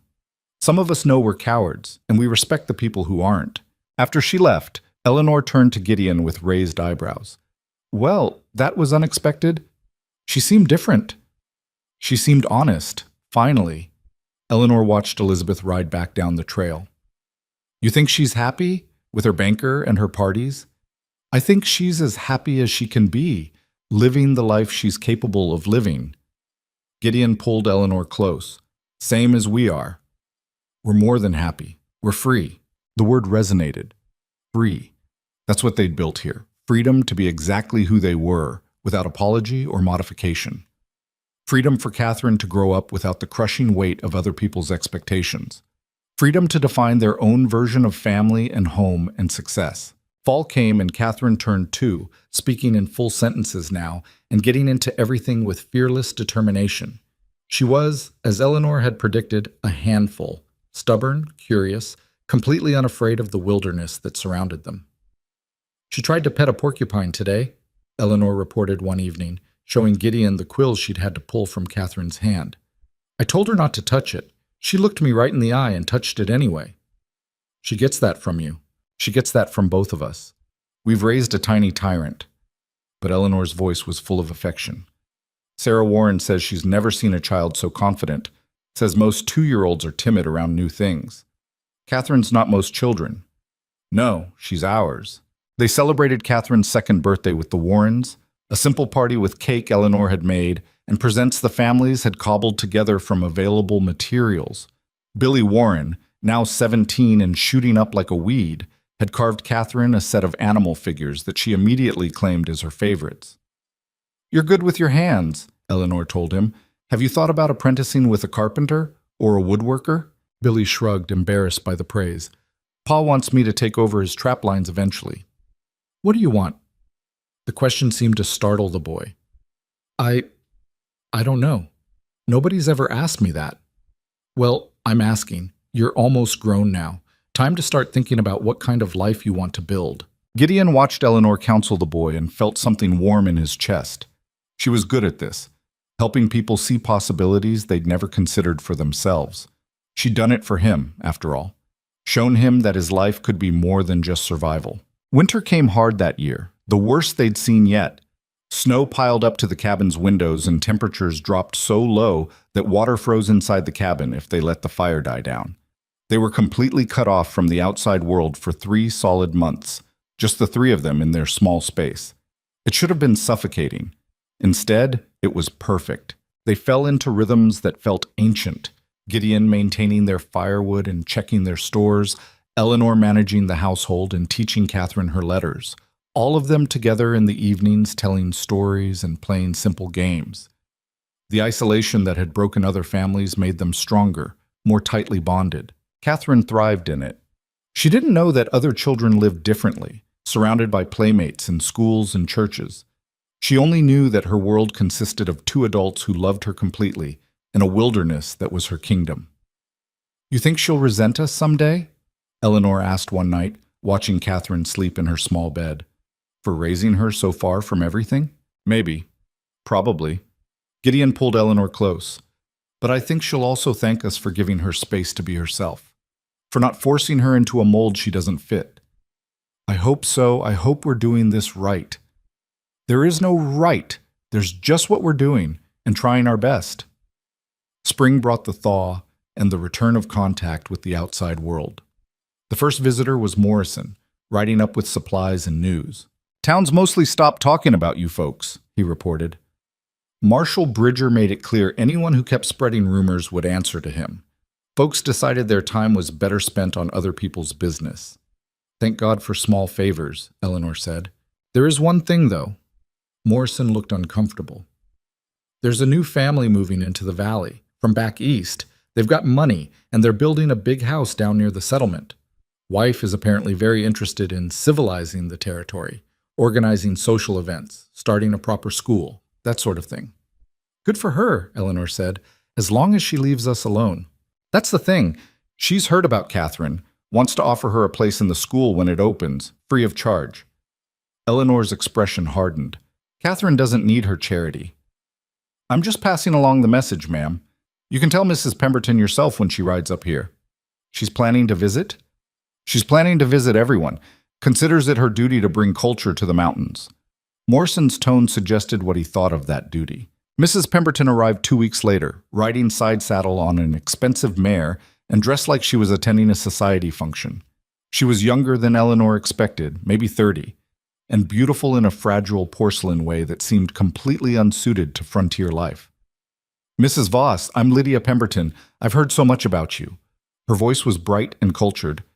And you must be Mr. Voss. My, you're imposing, aren't you? Gideon said nothing. Eleanor stepped forward. What can we do for you, Mrs. Pemberton? Please call me Lydia. We're going to be neighbors after all.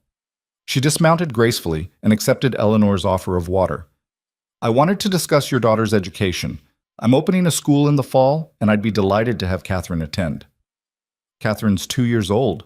Yes, but it's never too early to start proper socialization, and I understand she's been raised rather informally.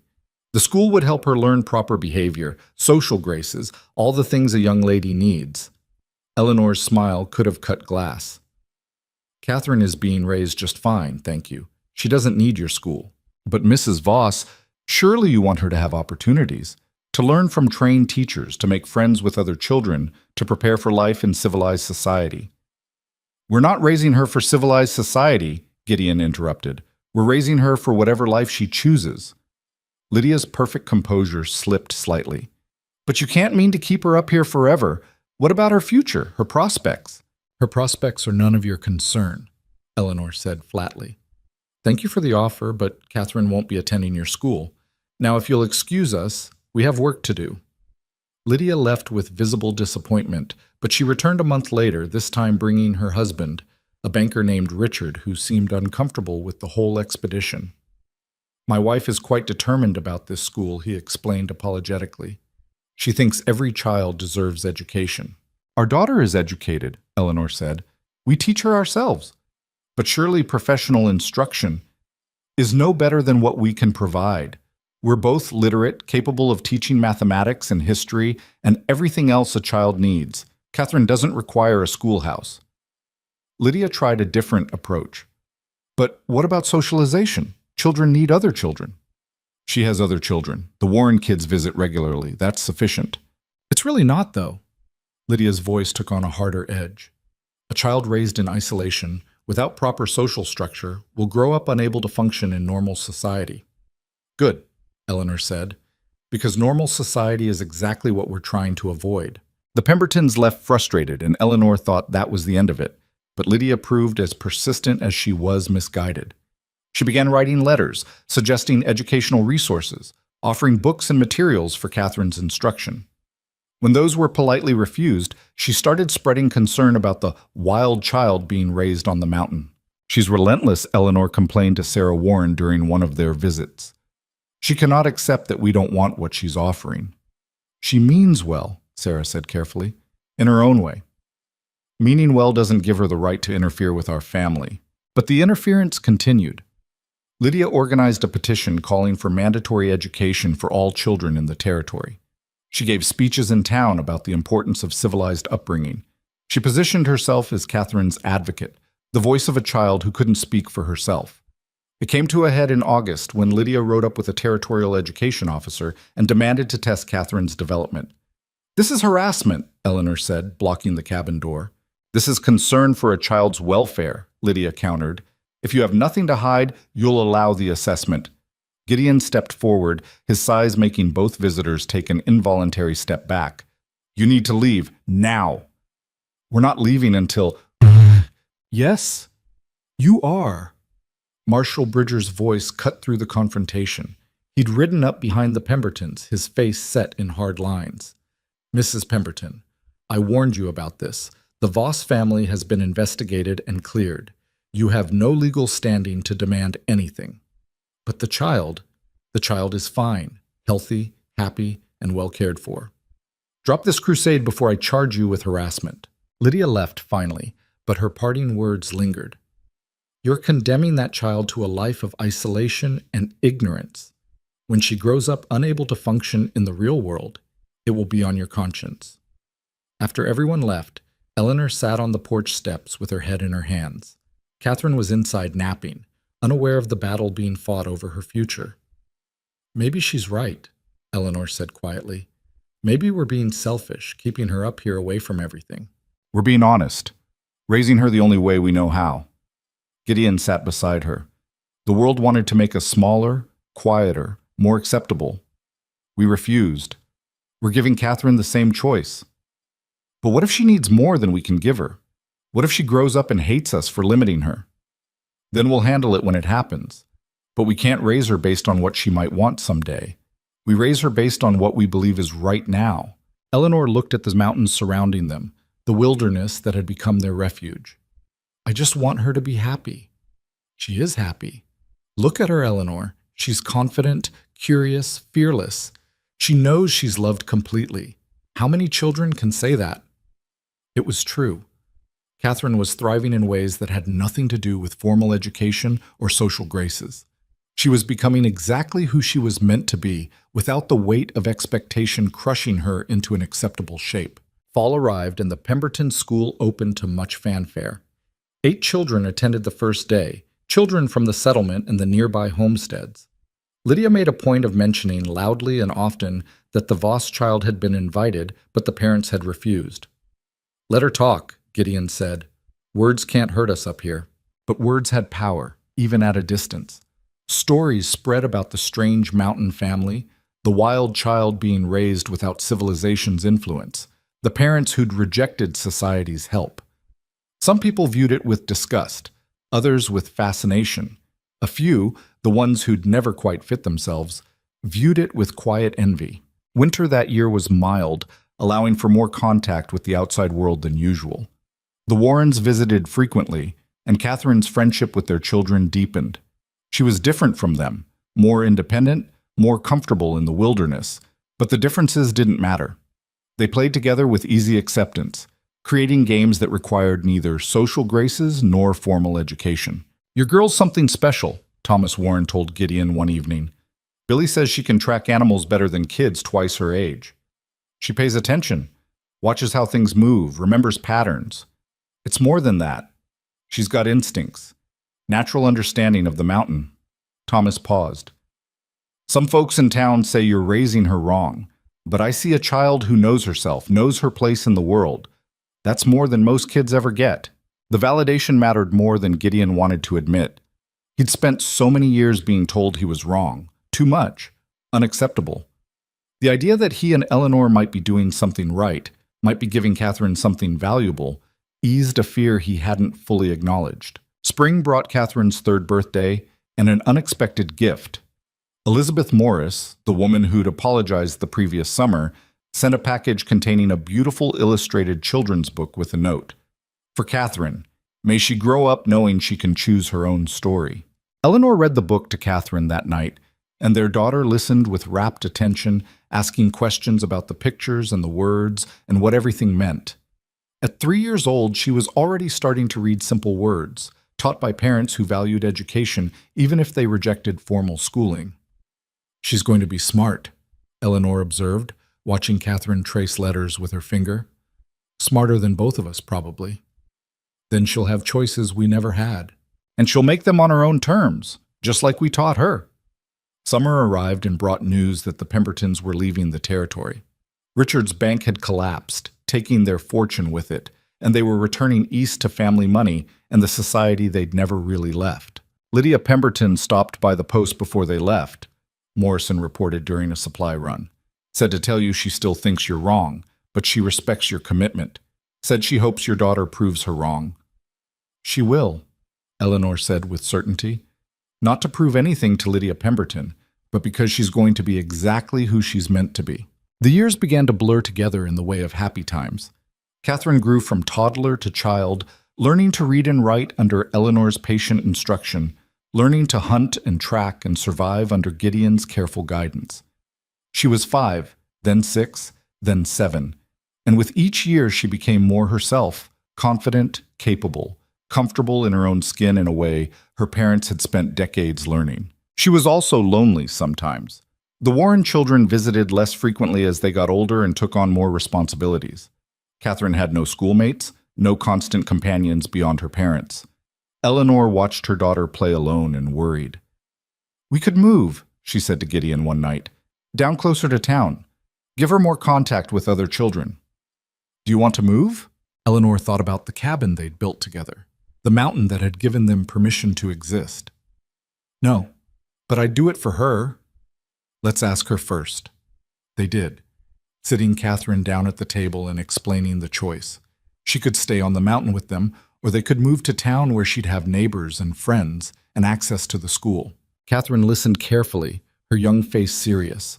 At 7 years old, she was already starting to think like the woman she'd become, weighing options, considering consequences. If we move to town, she said slowly, will there be mountains there? You can see them from town, but we wouldn't live on them anymore. Will there be quiet? Less quiet. More people. More noise. Catherine thought about this. I like the quiet. I like the mountains. I like it here. She looked at both her parents. Is it okay if I don't want to move? Eleanor felt tears prick her eyes. It's more than okay. It's perfect. But what about friends? Don't you want other children to play with? Catherine shrugged. I have Billy and his siblings when they visit, and I have you and Papa. That's enough friends. She said it with such certainty, such complete lack of doubt, that Eleanor realized her daughter wasn't suffering from isolation. She was thriving in it, the same way her parents had, the same way some people just did when they found the space that fit them. 8 years after Eleanor had first climbed that mountain as a desperate woman with nowhere else to go, she stood on the porch of their cabin, expanded twice now to accommodate their growing family, and watched the sunset paint the peaks in shades of gold and orange. Catherine was in the garden, talking to herself as she worked, telling stories about the plants and the insects, and whatever was happening in her vivid imagination. Gideon was repairing fence line, his movement still strong despite the gray that now dominated his beard. This was what they'd built, not just a home or a family, but a whole world where being different wasn't a flaw that needed correcting. A place where too loud, too strong, too stubborn, too much all became exactly right. The town still talked about them sometimes. The strange mountain family who'd rejected civilization. The child being raised wild. The marriage that shouldn't have worked but somehow did. Let them talk. Let them speculate and judge and disapprove. Up here, 8 miles from their opinions and expectations, none of it mattered. Eleanor thought about the letters she'd written to Gideon all those years ago. The blunt honesty that had started everything. I'm not a beautiful woman. I'm not graceful or charming or any of the things men typically want. I'm tall and built strong from years of physical work. I have a loud voice and opinions I don't apologize for. She'd written those words as confessions, admitting flaws she'd been told made her unmarriageable. But they weren't flaws. They were just facts about who she was. And Gideon had read them and seen not a broken woman, but a person exactly like himself. Too much for the world below, exactly right for the world they could build together. Gideon joined her on the porch, his work finished for the day. They stood together watching their daughter work in the garden, watching the sun set on another day in their improbable life. You ever regret it? Eleanor asked. Marrying me? Staying here? Building this life? Never. Not once. Gideon took her hand. You? Never. And it was true. There had been hard moments, times when the isolation pressed too close, when worry about Catherine kept her awake, when the weight of the world's judgment felt heavier than she wanted to admit. But regret? Never. Because this life, strange and isolated and completely unconventional as it was, belonged to them in a way that nothing in civilization ever could. They'd built it with their own hands, filled it with their own choices, shaped it to fit exactly who they were. Catherine came running up from the garden, dirt-smeared and grinning. Mama, the tomatoes are finally ripe. Can we make that sauce you taught me? Tomorrow, Eleanor promised. Tonight, we're having what Papa caught this morning. Trout again? Catherine wrinkled her nose but didn't really complain. She'd grown up eating what the mountain provided, and she wouldn't know to expect anything else. They went inside together as darkness fell, lighting lamps and preparing the evening meal. Through the window, the wilderness stretched out in every direction, vast, unforgiving, and perfect. 20 years later, travelers passing through the territory still told stories about the mountain family. The giant trapper who'd finally found a wife tough enough to stay. The strong woman who'd chosen wilderness over civilization. The daughter they'd raised wild and free. Some stories were true. Many were exaggerated. All of them missed the point. The point was simple. Two people who didn't fit anywhere else had found each other and built a space that fit them both. They'd raised a daughter who knew her worth wasn't determined by how well she matched other people's expectations. They'd created a life that worked precisely because they'd stopped trying to make it work for anyone but themselves.